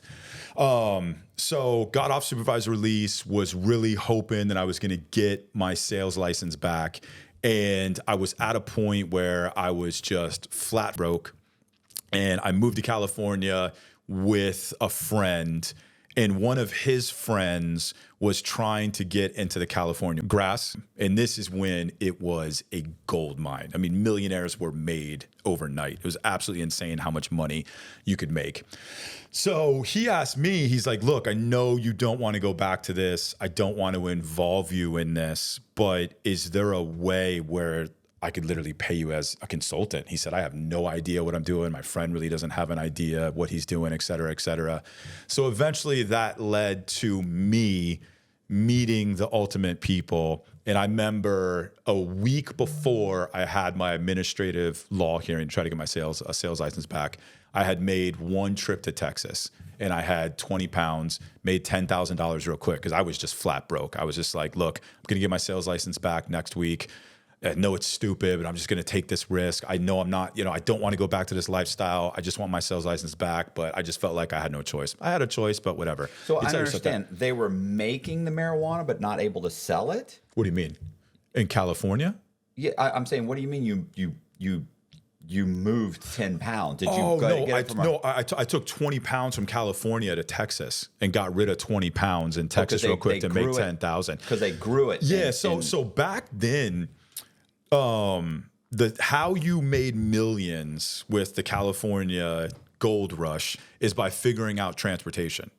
Everybody and their mother knew how to grow it. I mean, it was absolutely insane, the volume of production that was coming out of California. And you knew where you wanted to get it. New York, that was the place to go. You could literally show up, have 100 packs, and have people cash you out on the spot for them right away.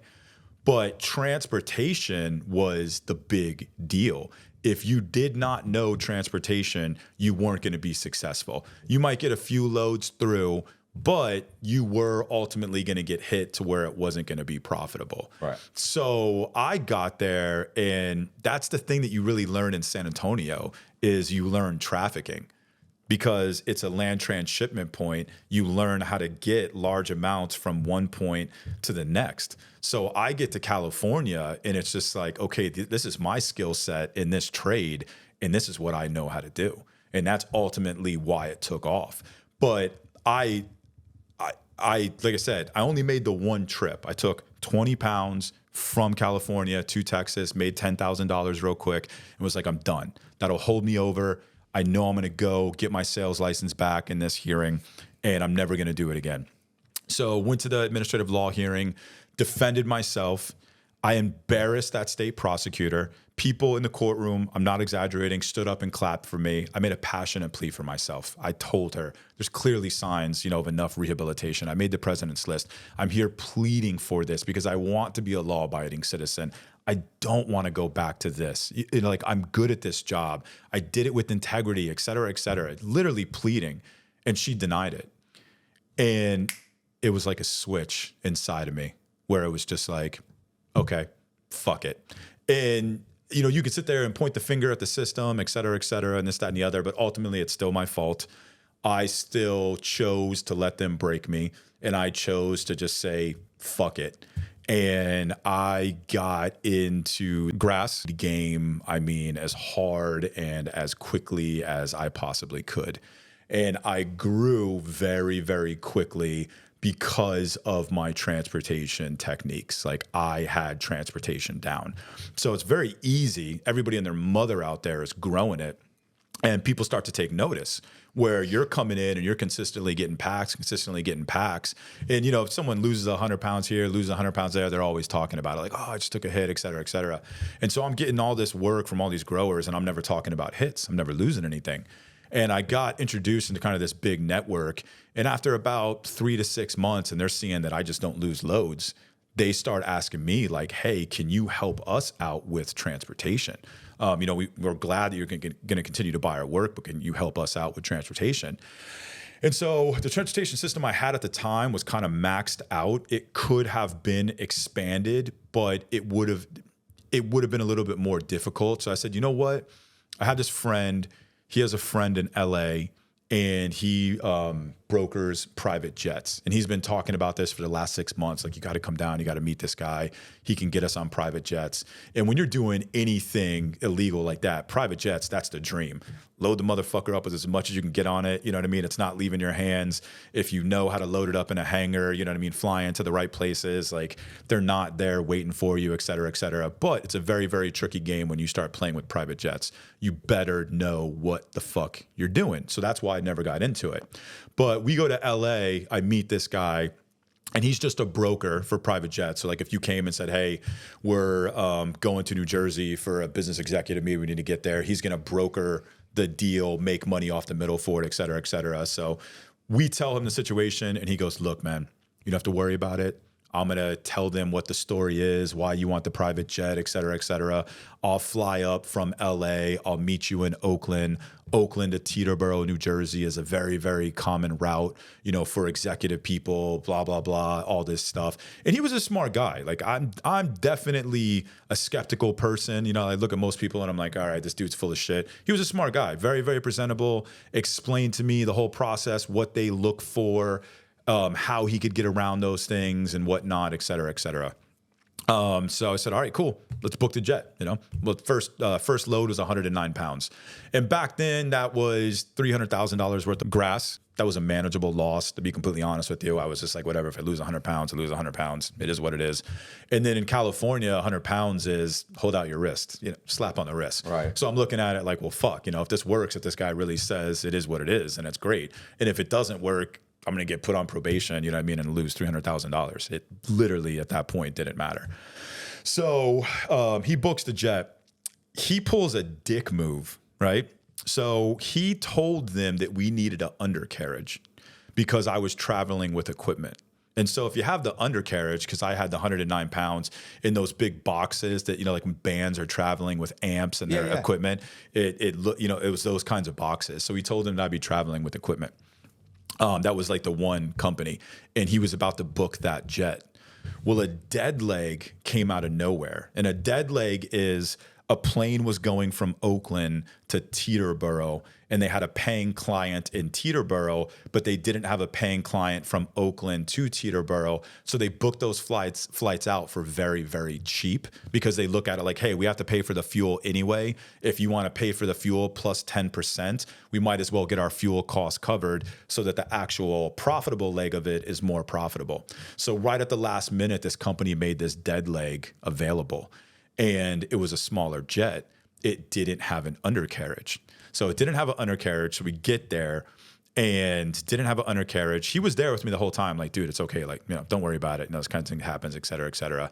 And they're trying to get these containers onto the plane. Almost couldn't have gotten the containers onto the plane because it was so small.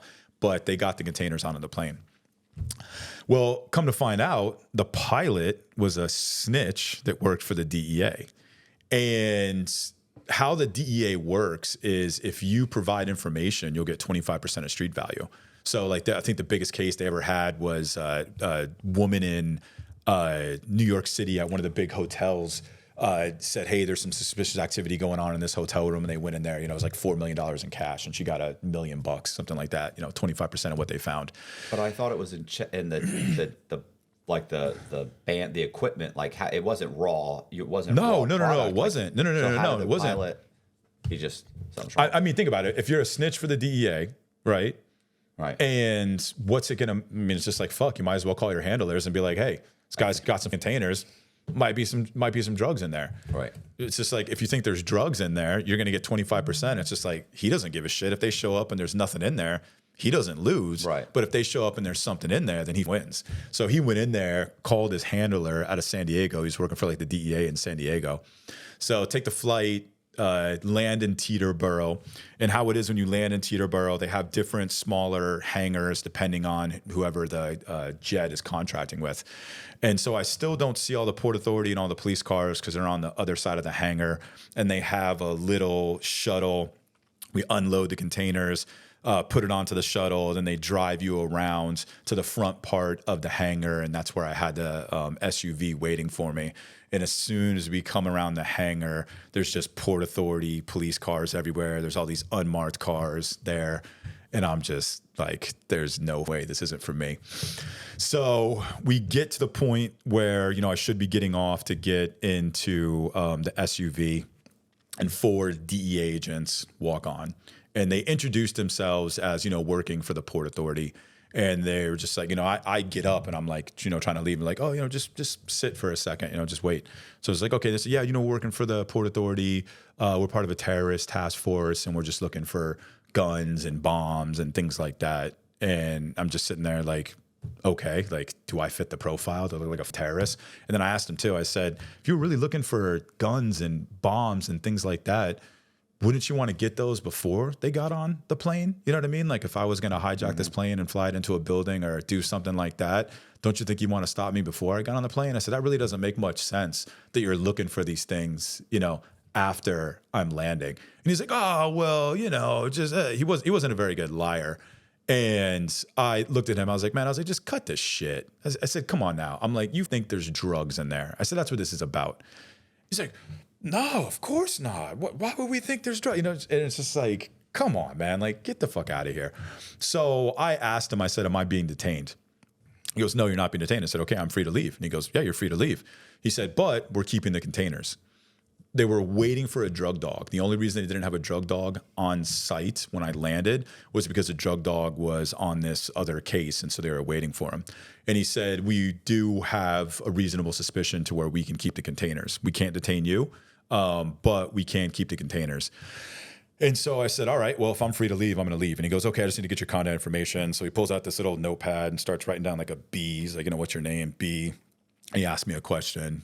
Then I'll go write a R. And I said, you're stalling on purpose. So I'm going to ask you one more time. Am I being detained? Because if you keep stalling, this legally constitutes a detainment. Am I being detained? He goes, no, you're not being detained. You're not being detained. Whips out his iPhone, takes a picture of my ID, gives it to me and says, you're free to leave. And so we get off the shuttle. Obviously, the containers are still on the shuttle. And I said, one more time, I said, in front of everyone, because now there's all these other cops around. I said, you do not have the right to detain me, but you do have the right to seize the containers. And he said, yes. I said, okay. I said, that's all I wanted to hear officially for the record.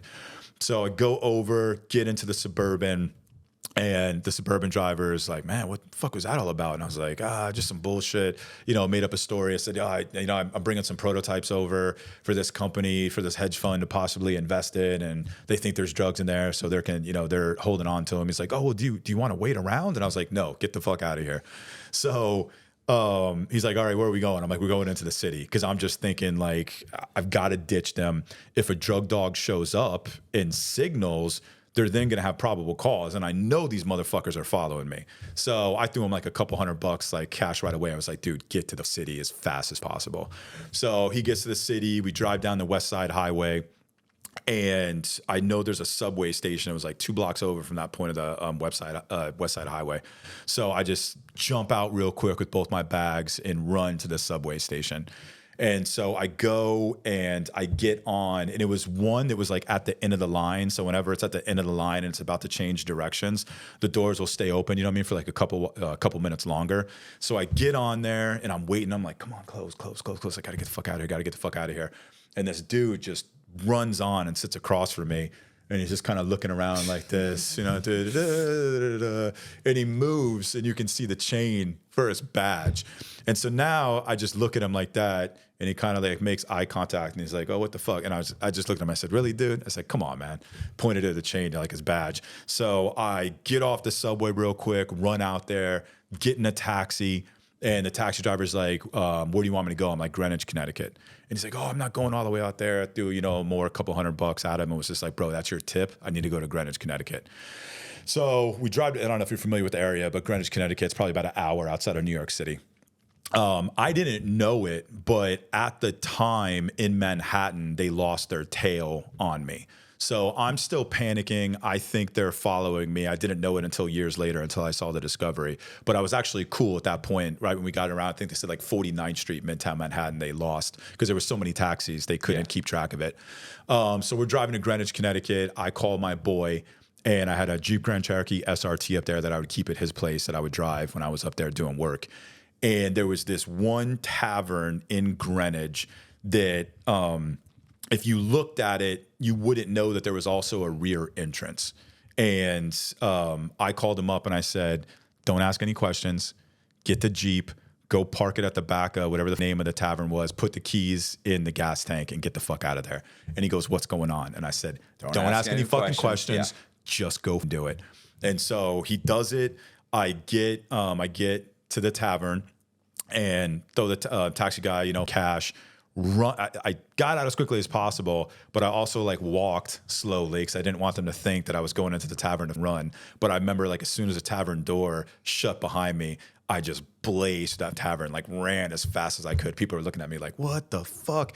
Ran out the back door because I figured, if they are following me, they're going to try to, play it cool. They're not going to send agents in right away, et cetera, et cetera. And I assumed they didn't know where I was going, so no way would they already have people out back. That was just, me thinking, panicking. And went out back, got into the Jeep, and then just, bat out of hell.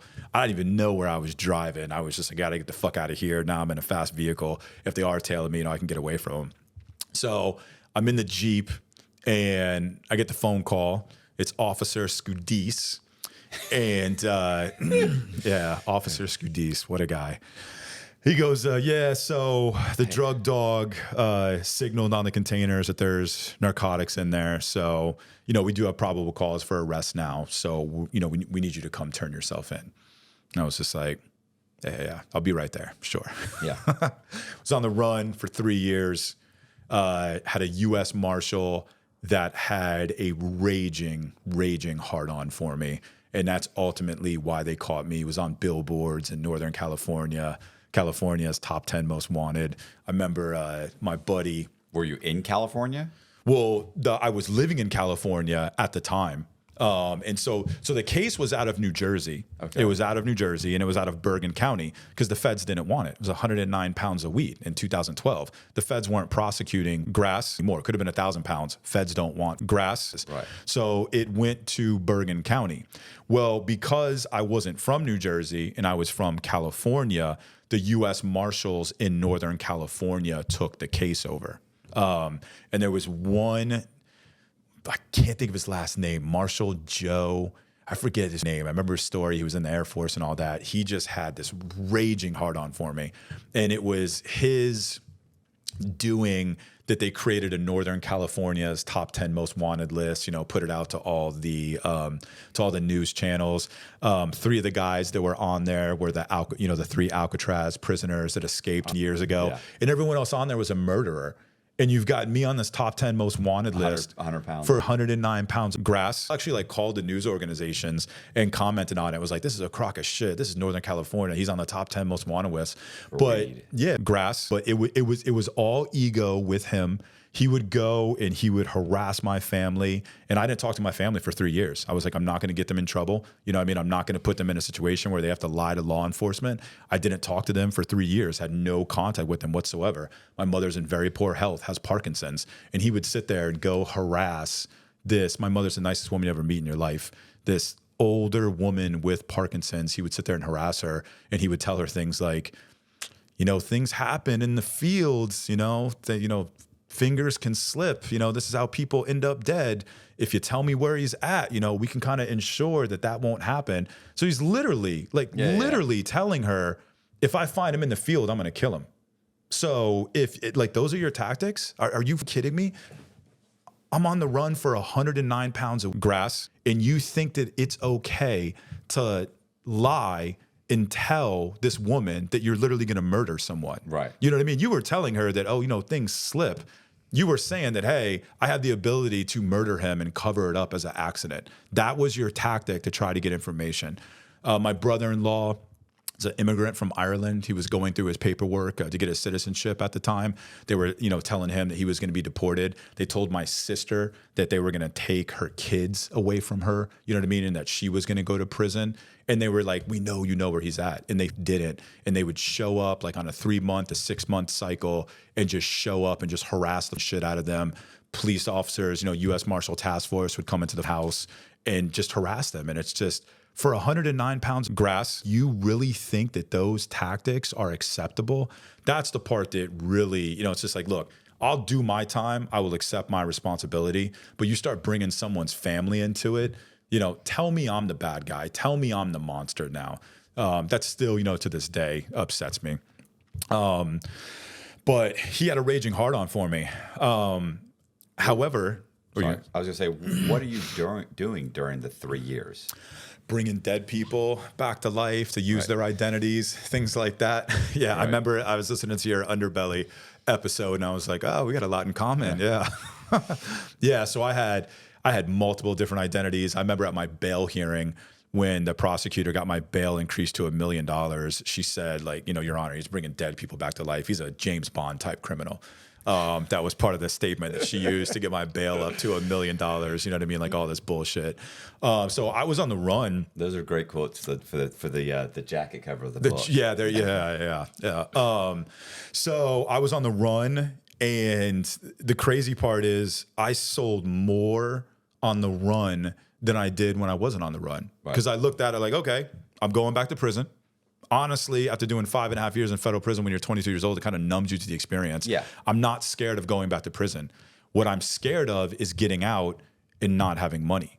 Right. At this point, I was making $150,000 cash a week is what I was bringing in. Right. So it's like that kind of lifestyle, and it's just on tap. And my fear was not going back to prison.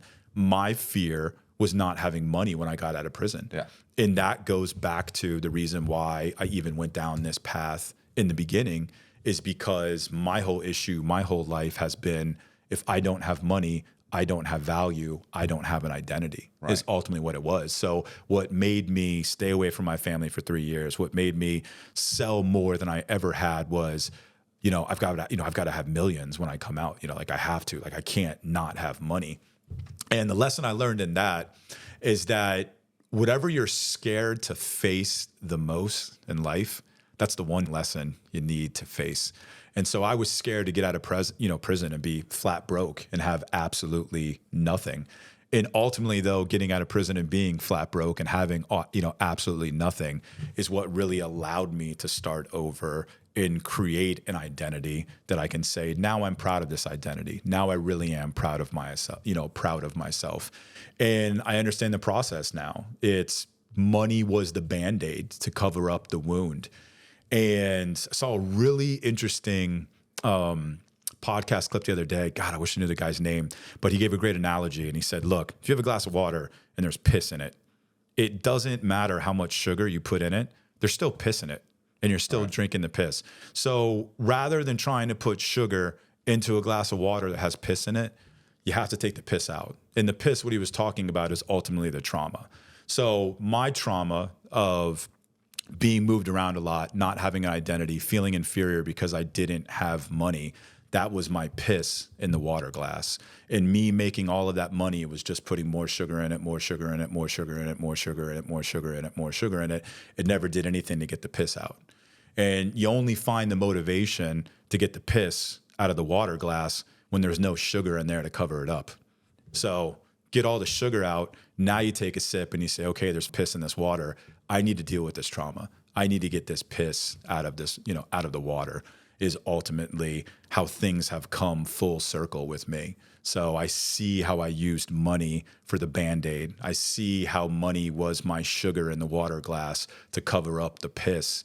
And the universe, you know what I mean, trying to teach it a lesson. It's just like whatever you are scared of, whatever you just think of that just scares the shit out of you, and you say, fuck, like I want to get better, I want to be happier, but I'm not willing to do that. That's the one thing that you really, really, really need to do. Yeah. That's going to give you. If you're scared of heights, you probably should go skydiving. Yeah. The reason that really drove me being on the run was trying to avoid the lesson that the universe was trying to teach me, was, trying to not rip the Band-Aid off. And so that's why when I was on the run, I sold more work than I did when I wasn't on the run. And I went to Colorado, got a big house down there, invested in a grow operation down there.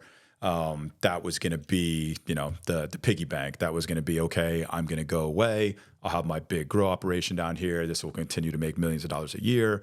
Have people, put people in place that I can trust, et cetera, this, that, and the other. So that was the plan. And, being on the run, you're living every day like your last. Got into off-road racing, snowmobiling all the time. I mean, just anything and everything I possibly could, because you're just living with that fear that every day could be your last. So they eventually caught up with me in Colorado. At that time, though, the U.S. Marshal that had a hard-on for me, he was forced to give the case back to New Jersey because he made no progress with it. And so his boss said, look, we don't want this on our docket pretty much because you're not making any progress with this. This makes us look bad. So the case went back to New Jersey, and the U.S. Marshals Task Force in New Jersey didn't give a shit. Once every 3 months, they would say, yeah, no signs of powder. They just do like a 3-month report. Yeah. Like, that was it. So the U.S. Marshal that had the hard on for me, he was in federal court, and he was in federal court in San Francisco on an unrelated case. And he heard a name called out, and it was a name of someone that he knew to be one of my associates. And this name is very, very unique. So if you're reading that in the paperwork all the time and you're in a courtroom and you hear that, you're definitely be like, wait a minute, I know that person. That's an associate of Calcott's. So he went up and he asked the prosecutor, and he said, hey, what's he here on? And she goes, oh, he's here. He's part of the Shrimp Boy Chow case. And he goes, oh, wow, because that was like a really big federal investigation. There was like murder for hire shit, state senators. Shrimp Boy Chow was a notorious triad gangster in San Francisco and all that. So he was just like, oh, wow, is he a part of that? And he said, oh, no, they were just, they were just part of sending money, grass back and forth from California and New York. And so he's like, do you mind if I get a copy of the indictment? So he gets a copy of the indictment. There's one part in the indictment where my two friends that were pulled into that Shrimp Boy Chow case mentioned a Bryan. And they mentioned a Bryan because they were going out of town. And they said, hey, when we're out of town, we'll have Bryan come drop off the money so that you can get it back to California. And they were literally talking to a federal agent. It was a federal agent. He was coming off as like supposedly some kind of mafiosa, whatever the hell it was. It was all tied back to trying to get Shrimp Boy Chow. But they advertised that they had a money service where if you gave them $100,000 in New Jersey or New York, they would get it for you. They would get it to you to California, 100% guaranteed. They'd only take 5%. So that's how they were sending their money back. Because my friends, they were doing their own thing with PACs. We were just friends doing the same thing. We weren't really in business together. But they were going out of town on vacation, and they had, I don't know, a couple $100,000 they needed to get back to California. So they asked me, hey, will you go meet him and drop it off? And I was just like, fuck you. Like, I don't know this guy. Not only do I not know this guy, but I know Al. I know who Al is associated with, and I know how they operate. I said, I'm not having anything to do with that organization because I knew they were all triads. It's my friend Norge, he's the one that got me in trouble. He was friends with Vinny Gorgeous' son. I don't know if you know who Vinny Gorgeous is, but he was the leader of the Bonanno crime family, in ADX. And his son, Joey, he called himself Joey Gorgeous. We'd be out in New York, hanging out at the name. Yeah. Well, it was funny because his father got the name because he owned beauty salons. He was just trying to run off his father's clout. And I was always trying to be low key. So anytime I'd be hanging out and Joey would show up, I would instantly be like, I'm out of here. You don't know who the hell is in this club watching him. I do not want to be known as an associate of him. I'm trying to stay as low key as possible. So that's part of the reason why when they asked me if I'd drop off money when they were out of town, I was like, I don't give a shit. I'm not doing it. But I guess they had already said that, I had agreed to it, whatever, even though I never met up with the federal agent, they had just mentioned my name. And so there's one part, there's like a 1,000-page indictment, and there's one part where it says Bryan. And the marshal, he was reading it, and he goes, oh, I know that's Calcott. I know that's powder. So when Norge got in trouble on this case, the Shrimp Boy Chow case, who does he call? Me. Who bails him out? Me. Who gives him money for an attorney? Me. Right? He's the very reason, because they called out his name in court, that the marshal even says, oh shit, now I know someone to go press. And so Norge had, I don't want to say he snitched because he was so like low in the totem pole on that case, but he did, quote, cooperate so he could avoid federal prison. They only indicted him on money laundering cases, and all the people above him were already getting in trouble regardless of what he said. So he really was kind of in a position where, look, regardless of what you say, these people are going to prison for the same amount of time. If you come in and say, yes, I did this, I did that, et cetera, you're not going to impact them and you're going to avoid federal prison yourself, is ultimately what the attorney told him. So he, quote, cooperated, even if you don't want to say it's snitching because nobody did more prison time, whatever. I'm not here to debate that. But so he cooperated, and he was only facing 6 months in federal prison. If he didn't cooperate, he would have gone to federal prison for 6 months because it was like a bullshit money laundering charge, right? So now all of a sudden, the prosecutor on that case and the U.S. Marshal that had a hard on for me shows up on his doorstep and says, your plea bargain is down the toilet unless you tell us where Calcott's at. And just instantly told them where I was at. And then they went to my other friend, Gino, told him the same thing, said, unless you tell us where Calcott's at, et cetera, et cetera. So those two guys told them where I was at in Colorado. And that's eventually how they got me. And I mean, they showed up deep, submachine guns, U.S. Marshal task force. But the crazy thing is that at that point, the U.S. Marshal didn't even have the ability to bill the effort to the U.S. Marshal's office because my case was not an active case on his desk anymore. So they took out a new DEA number on me so that they could bill it against the DEA. So it was actually a DEA takedown per se as far as the paperwork and how it was billed. And the U.S. Marshals were just supporting. And I remember he came up to me, puts the cuffs on me, and he goes, hey, after this, I'm going to come up here and ask you a few questions. It'd probably be best if, you answered them. And I just turned around and I said, you don't know enough about me, motherfucker. I'm like, I ain't telling you a goddamn thing, all right? So just stop that shit right now. And he was just all pissed off. So he pulls out my wallet and starts going through it. And they knew about a couple of the identities that I was using because my friends had told them. And he pulls out a fresh ID, and it's a state issue ID. It's not fake. I mean, it's a real ID. And he's just looking at it, and he's just, how do you do this? Right. He's like, how do you do this? He knew, you know what I mean? Because I knew they were onto me because they went out to the house that I had in Colorado, and there was just some like funky shit that went on. I paid an attorney to try to, dig up some information in the sheriff's department from the sheriffs that came out there, and he said, look, there's something fishy going on because normally if I call this contact, they give me the real scoop. And they're not giving me this scoop. So there's definitely something fishy going on. I was like, nah, that was definitely the U.S. Marshals sent them out to that house. So I knew they were already on to me. And I was about to dip out again. That's part of the reason why I had that new identity. But at that point, I was just done. I wanted to see my mom, poor health, hadn't spoken to her in 3 years. And so I was kind of in that contemplation stage of, okay, am I going to dip out again, use this new identity, forget everything that I built up in Colorado, go start it somewhere else, whatnot, et cetera, et cetera. And they found a listing I had for an off-road race vehicle that off-road race vehicle had listed on Craigslist. And so they had one of the U.S. Marshals call me up and be like, hey, where's it at, man? I want to buy it right now, cash. And I was just like, oh, it's over here. I was actually working on it, getting it ready for another off-road race. And then all of a sudden there's, 20 U.S. Marshals with submachine guns right there in your face.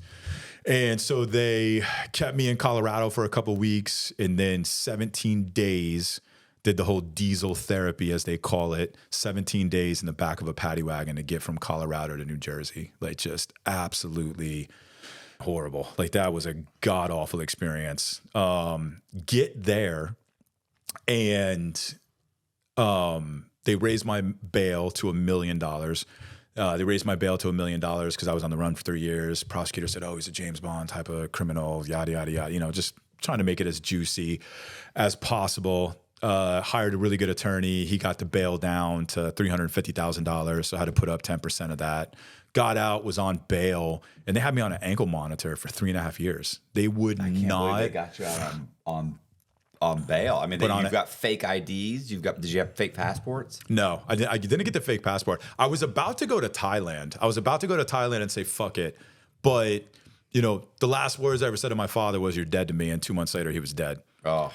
And so I'm thinking about, wow, it's not even just me, but can I really do that to my mother? Can I really take off and my mother never gets to see me again? Because, what I mean? I did some selfish shit. And so ultimately I really thought about her and said, I can't do that to her. And I also don't want to live with, oh yeah, the last words I said to my father was, "You're dead to me."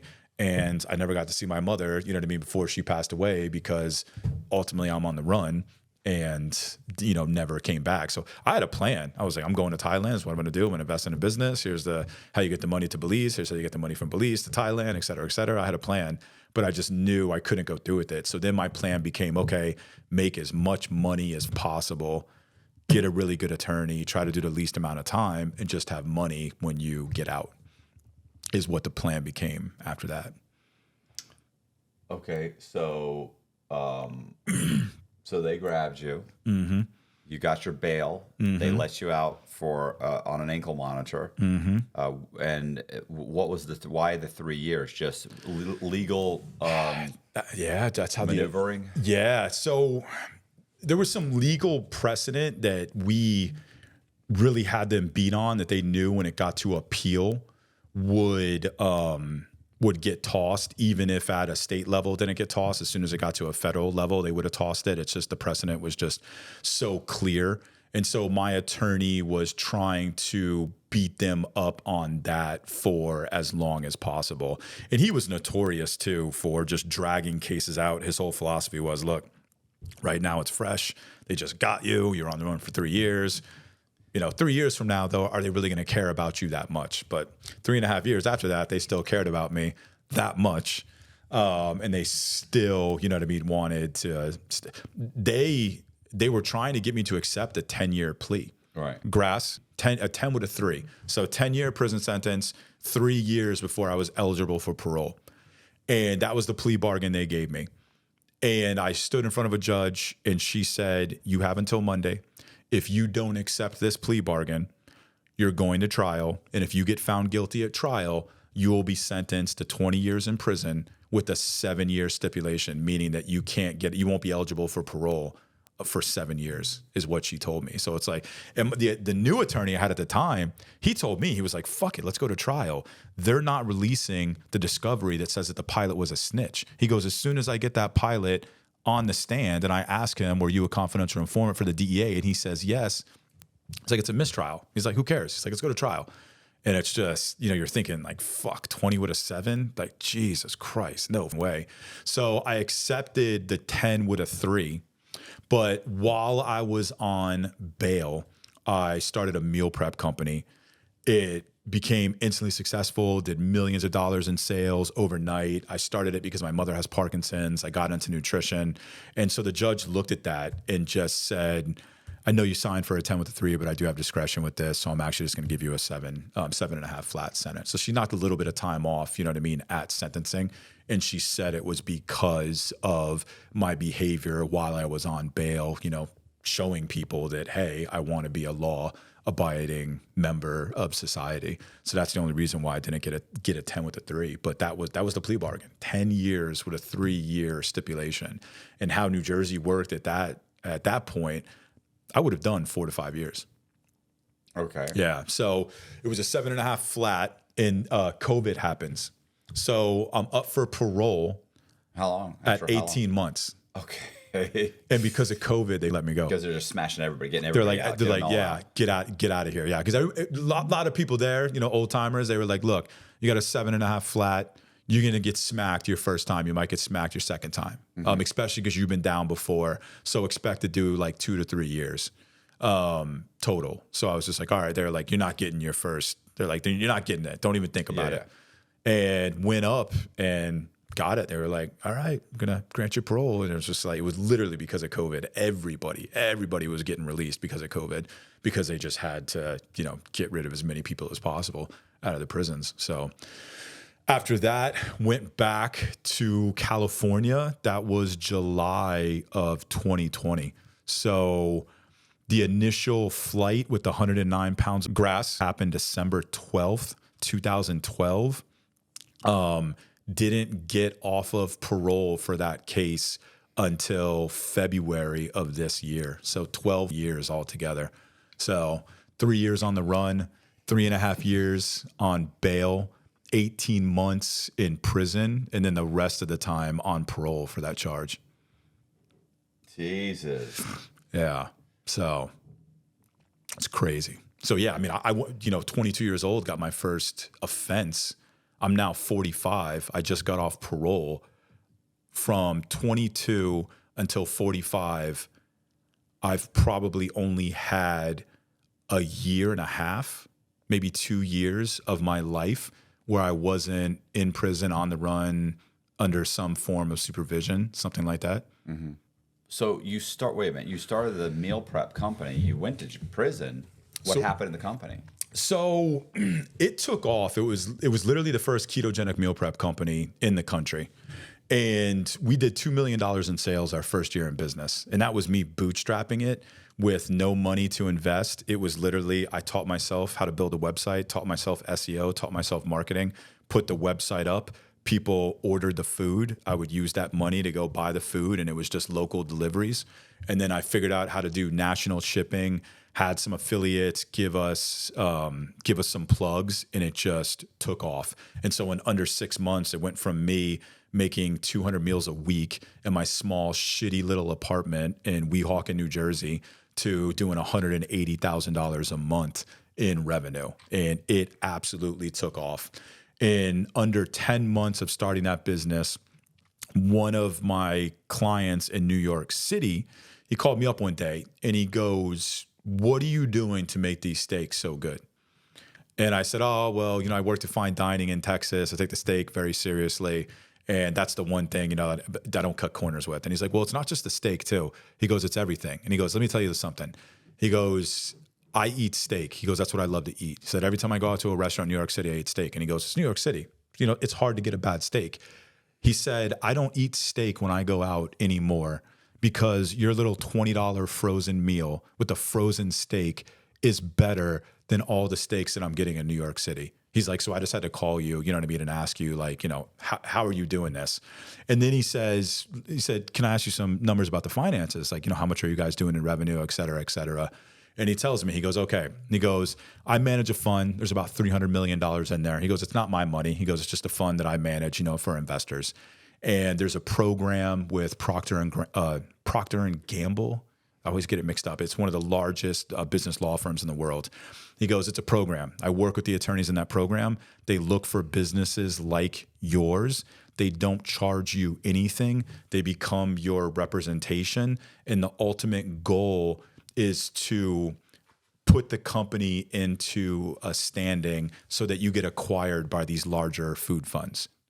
Would you be interested in that?" And I'm just sitting there like, "Yeah, absolutely." So we have a big meeting in New York City, New York Times building, and there's another meal prep company that had bought the kitchen that we were making the food out of.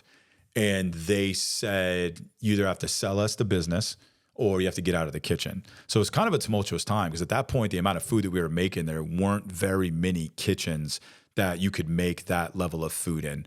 And so I'm just sitting there like, shit, like, man, I don't know what we're going to do. And the financial advisor was like, "Look, we'll figure it out. Don't worry about it. Like, you have no idea the kind of program you're in right now. Like, if we need to find money to get you a kitchen, like, we'll figure it out." So I said, "All right, cool." And I told him, I said, "I still want to go to the meeting though." I said, I just want to hear how much they're going to offer me." And he told me, he said, "Do not go to the meeting." And he goes, "Here's why." He said, "Let's just say that they give you a reasonable valuation." He goes, "You just did $2 million in sales, or that's what you're projected to do. Okay. Right now, there's a 4x to a 10x multiple on revenue." He said, "So let's just say they give you a reasonable valuation and they offer you $10 million for this business right now," which you can reasonably say it is because you just exploded. He said, "You're going to be tempted to take that." Does he understand that you're about to go to prison? But listen, he told me. I mean, I'd be like, "Yeah, Hindsight. that's great. Hindsight. But I'm about to be taken out of the equation here soon." But I wouldn't have been taken out of the equation if I would have stayed in that program.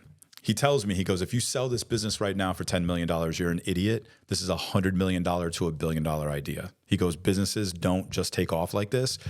You're projected to do $2 million in sales your first year in business. That's with a shitty website without subscription software.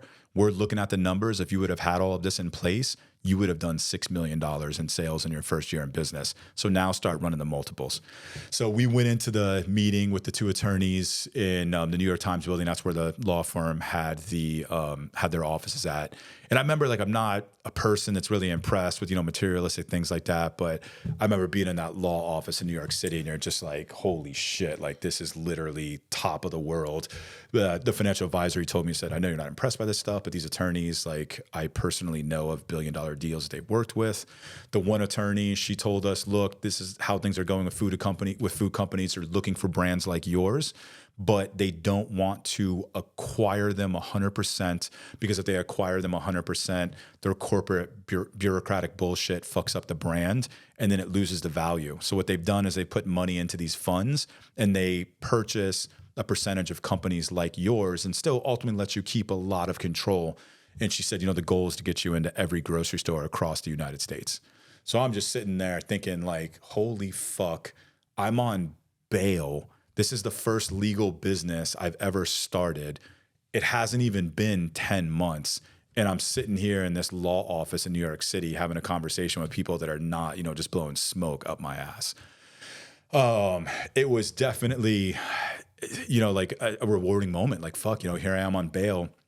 And all I have to do is just put energy into something positive, and I'll be successful. Like this is the first legal business I've ever started. And here are the conversations, I'm having with people.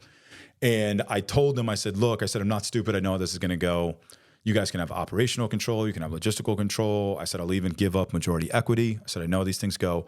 I will never give up control of the quality of the food. I said, we have people that have cancer that are eating our food to stay alive. I started this business because my mother has Parkinson's. And I said, I will never compromise those people's health. I said, so that's the only qualifying factor.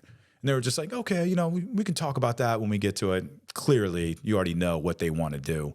And then they found out about the case and they just dropped me from the program.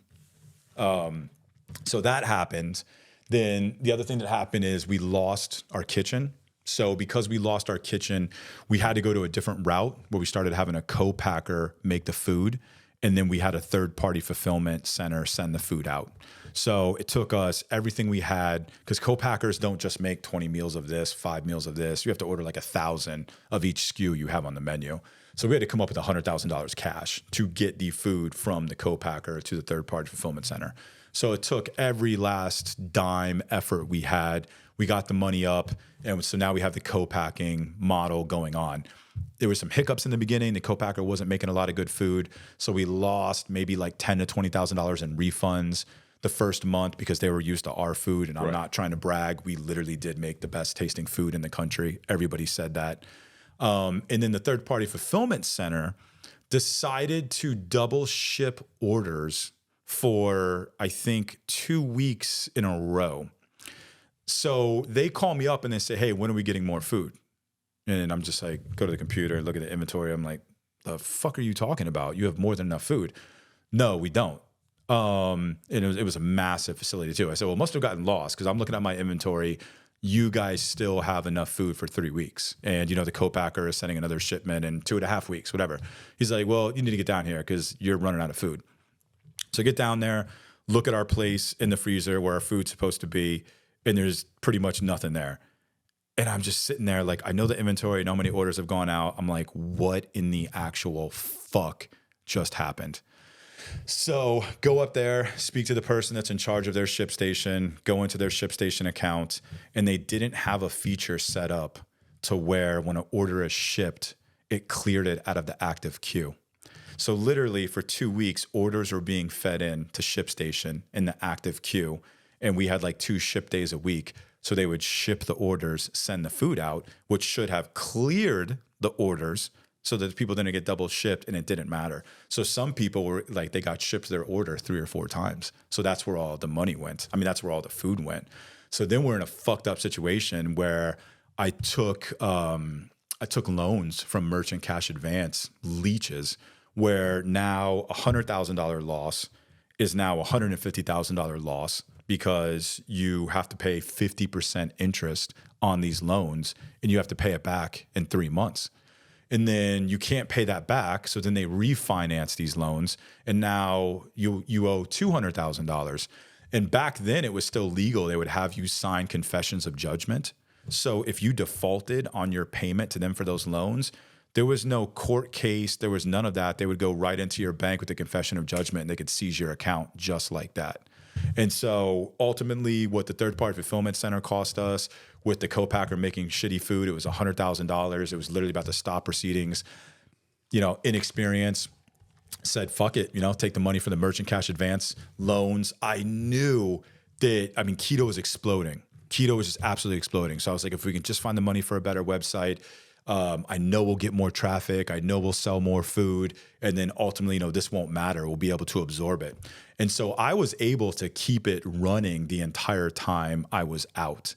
And I set things up to have it try to continue to run while I took my plea and went back to prison. And it just didn't happen. It wasn't their baby. It wasn't their project. And so they just stopped selling food. And it's crazy. I'll never forget it. They told me the day they stopped selling food. And I remember going into the Google Analytics account where you can track your website data. Mm-hmm. So we did 2 million our first year in business with about 1,500 visitors a day to our website, right? And that was with a shitty website without a subscription software. So even at 1,500 website visitors a day to our website, if we would have had all those things in place, we would have done $6 million our first year. The very next day that they stopped selling meals, our website traffic went from 1,500 people a day to 7,500 people a day. So it literally would have 5x'd. So that meant that if they would have continued, if I could have continued, could have gotten the subscription software, et cetera, it would have meant in the second year that we would have had the potential to do something like $30 million in sales. Like absolutely positively would have exploded.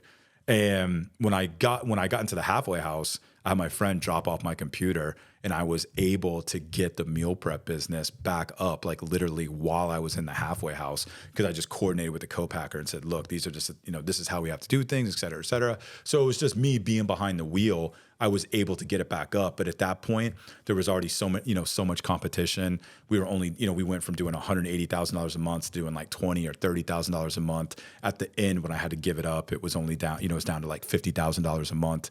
And then FedEx was just delivering so many packages not on time. It's frozen food. Mm-hmm. So it was costing us anywhere from $1,000 to $2,000 a week in losses.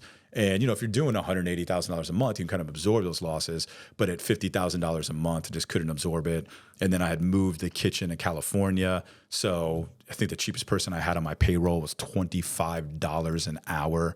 The rent was just absolutely insane. So you can't run any company out of California. That's a whole other podcast episode all by itself. But yeah, it's absolutely the truth. Any entrepreneur out there that you talk to, that one of the first things they do is they get their companies out of California. Yep. Absolutely. So what are you doing now? So I took all of that and started my own marketing business. So when I shut the meal prep business down, my sister is a chiropractor in San Francisco. She lost her office manager. And I said, all right, cool. I'll go help her out for a couple of months until she gets another office manager, until I figure out another business that I want to start. And learned of just how badly marketing companies rip off chiropractors. So of course I go in there, I'm just like, I'm not going to let this marketing company rip off my sister. So started doing her marketing for red light, chiro ads, et cetera, things like that. Started doing it for other chiropractors, and it's just taken off just from referrals and word of mouth. I haven't done anything really proactively to run ads myself or do things like that, just because we do good quality work. I enjoy doing it, but I want to get back into e-commerce. And so I just within the past 2 months came up with another e-commerce idea that's kind of like tech marketing, where I know I can get Silicon Valley investment from like venture capital out there. So I'm in the process of getting it off the ground right now. I could go out there right now like pre-concept and probably still get money. But if you can at least show revenue and show proof of concept, it's a lot easier to go out there and pitch the venture capital firms that are out there. So I want to get back to e-commerce. And like I said, like it's e-commerce, but it's more sort of tech and marketing, to where I think I could get Silicon Valley, like venture capital, interested in it. So that's the next step, because e-commerce is just great. You have somebody make the product, somebody shipping the product. You're just sitting there looking at it saying, hey, we're basically just making sure that the website, the technical aspect is okay, that the marketing is on point. So that's what I really like to get back to. But that to me is just to pay the bills. My passion is regenerative agriculture. I want to go to Montana, want to get a ranch, want to raise cattle regeneratively. If you ask me, that is the healthiest way of living. It's what's healthiest for the planet. It's what's healthiest for humanity. It's what's healthiest for civilization. And so I really, like, my passion is I want to be a part of changing the current food system. Is that good? Yeah, I have three short questions that I just had throughout the thing. So the first one would be, how did you go about creating the fake identities when you're on the run? Ancestry.com. Like what about it? Like, So yeah, so I don't know. I wouldn't know how to do it. I go to Ancestry.com. So you can go to Ancestry.com, and it's between newspaper obituaries and Ancestry.com, and the death certificates, and a lot of the death certificates in certain states will have their social security number and will have their date of birth on the death certificate. And you can't, if the death certificate was filed in Vermont, you obviously can't go to Vermont, and you can't try to get the ID from the state of Vermont, but you can go to other states to do it. So it was just being resourceful. And a lot of times it's easy to order a birth certificate. You just have to know someone's date of birth, know their mother and father's name, things like that. And so I was just ordering all of these.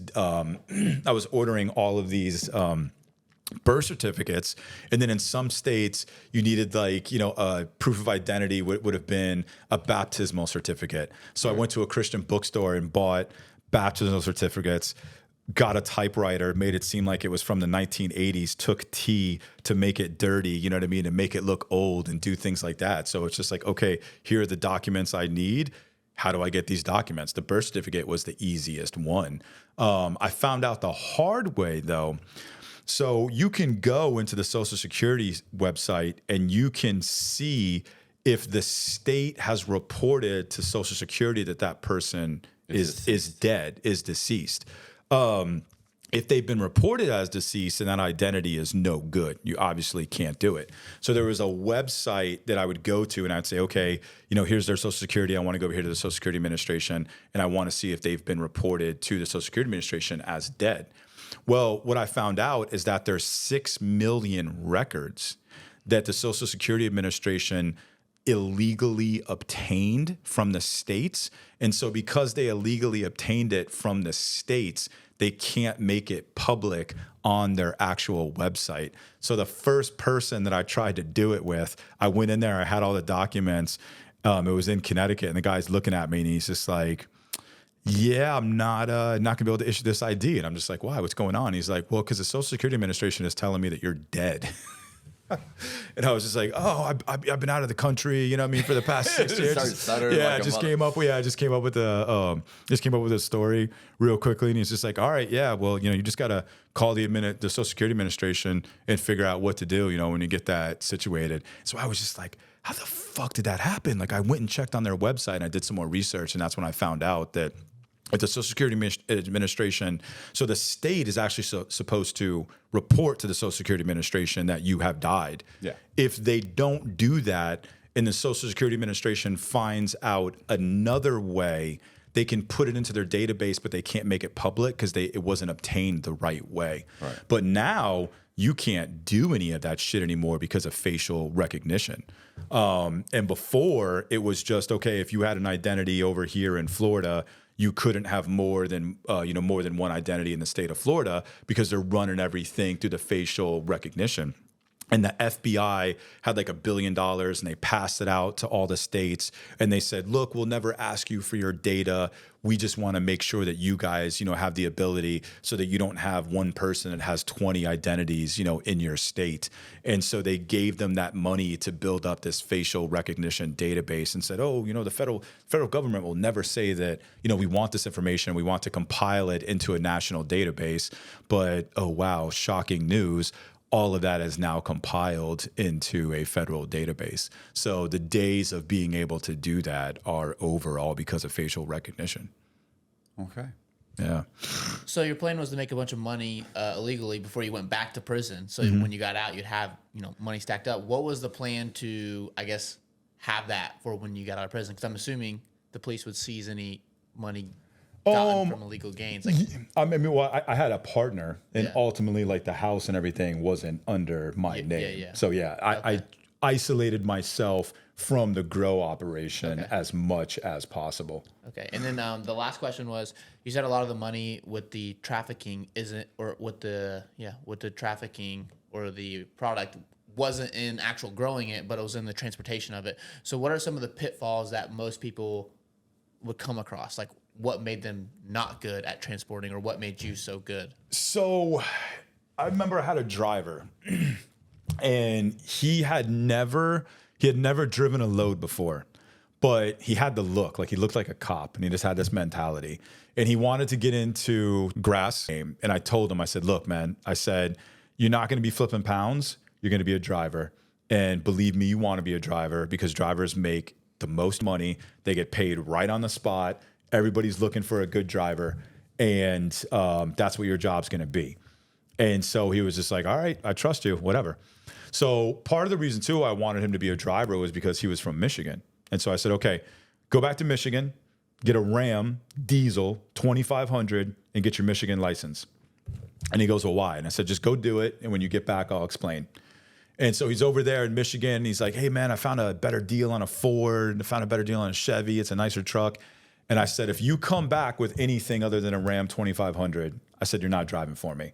And he was kind of an arrogant prick. And so he, kind of argued with me. And he's like, all right, fine, fuck it. I'll get the Ram. I was like, it has to be the long bed. And so he gets the Ram, gets his Michigan license back because he did have a California license. And he gets on the highway. And he's on the highway for an hour.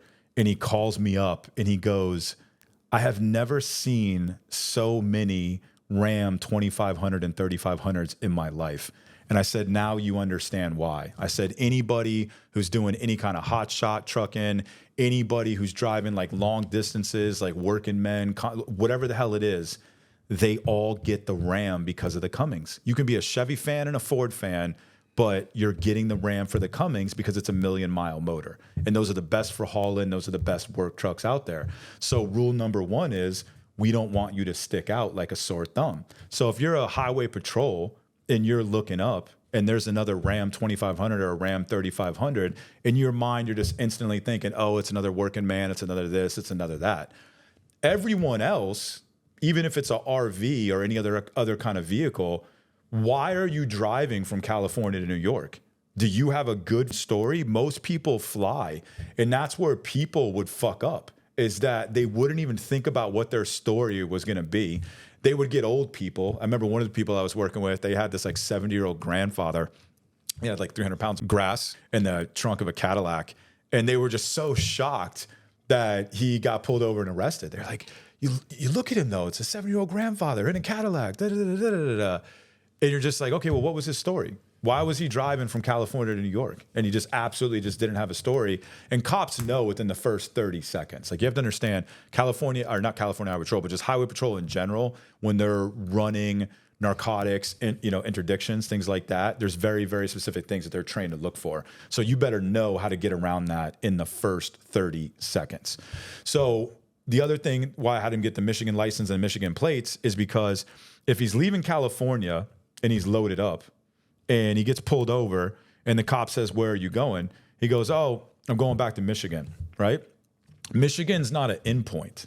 It's not like where all the majority of the work in California is going. You say you're going to New York, okay, now red flags are coming up, right? But if you're saying, hey, I'm just going to California to Michigan, it's not a big deal, right? Yeah, and everything about him says Michigan. Yeah, and everything about it says Michigan. So they don't know he's going to New York. And then once you get past Michigan on the 80, if you get pulled over, where are you coming from? Michigan. Where are you going? Oh, I'm going to New York to do, work, whatever the hell it is. So now they don't know you just came from California. They think you just came from Michigan. Michigan to New York isn't a big deal. So you just have to know how to get around all the red flags. And he was on the road left and right, got pulled over left and right. And eventually after that, he was just like, I'm not even scared anymore. He goes, I get pulled over and they look at me, I tell them my story and they're just like, boom, there you go. Let them on the way. So it's just, the transportation system that I use though, was I got a training manual for the United States Postal Service, right? Looked it up online and said, what are they trained to look for for packages in the mail. And there was a few things. Is it coming from a source state? Is it going to a destination state? Is it a handwritten label? And is it person to person? Those are the three biggest things that they looked for. So I said, okay, I can go get prepaid debit cards and I can load them with cash. And I can tie those prepaid debit cards to US postal accounts and I can print out business labels. Right. So I don't have to have a handwritten label, right? And then I can put any business return address that I want on it. And then I found virtual offices all the way from Connecticut, actually even Massachusetts, Connecticut, New Jersey, New York, and Pennsylvania. There was a whole network of virtual offices where if you HQs? paid them like $100 a month, you could use their address. Yeah. And these were big office buildings. They're like HQs, right? Yeah, Is that, yeah. HQs Things one like of the that. big ones, Yeah. Because I've rented HQs before. Yeah. If you ever go and you watch the mail truck go to that building, there's a mail truck just for that building, and there's so many packages. So if you're sending 2 boxes a week to this one virtual office, nobody thinks it as suspicious. We put invoices on them. We'd have the real business labels on them. And then as far as they're concerned, if they looked at it, it was going business to business. It wasn't going person to person. And then the truck that was pulling into the actual office location to drop it off, that was one of probably 100 packages that he was going to drop off to, because these were big, we would look for the bigger office buildings where the virtual offices were. I lost one package, literally lost one package. Other than that, it was, 99.99% success rate, because I went and I looked and said, okay, here's what they're trained to look for, and here's how I'm going to get around this. And clearly it worked. So same thing, like when you're dealing with the highway patrol, you better know, what are they trained to look for? What's the red flags? What's going to set them off right out the gate? And can you get around that? And if you can't get around that, don't get on the road. But it's just, at that time it was a gold mine. Everybody knew, you can pick up a pound over here in California and you can bring it to New York and sell it for $4,000. And if you have 100, 200, 300, 400, whatever the hell it is, there's going to be somebody waiting there with a duffel bag full of money and will pay you cash for every last one. So it was, like I said, like millionaires were made overnight. Hey, you guys, I really appreciate you watching. If you like the video, do me a favor, hit the subscribe button, hit the bell so you get notified of videos like this. Also, please share the video to anybody you think would be interested. We're going to leave all of Bryan's links in the description box. So go in the description box, hit the link, subscribe, follow, do all the things that, help him get his story out there. Also, please consider joining our Patreon. It's $10 a month. We put Patreon exclusive content on Patreon on the platform. Really does help Colby and I make these videos. Once again, thank you guys so much. I appreciate you watching. See ya.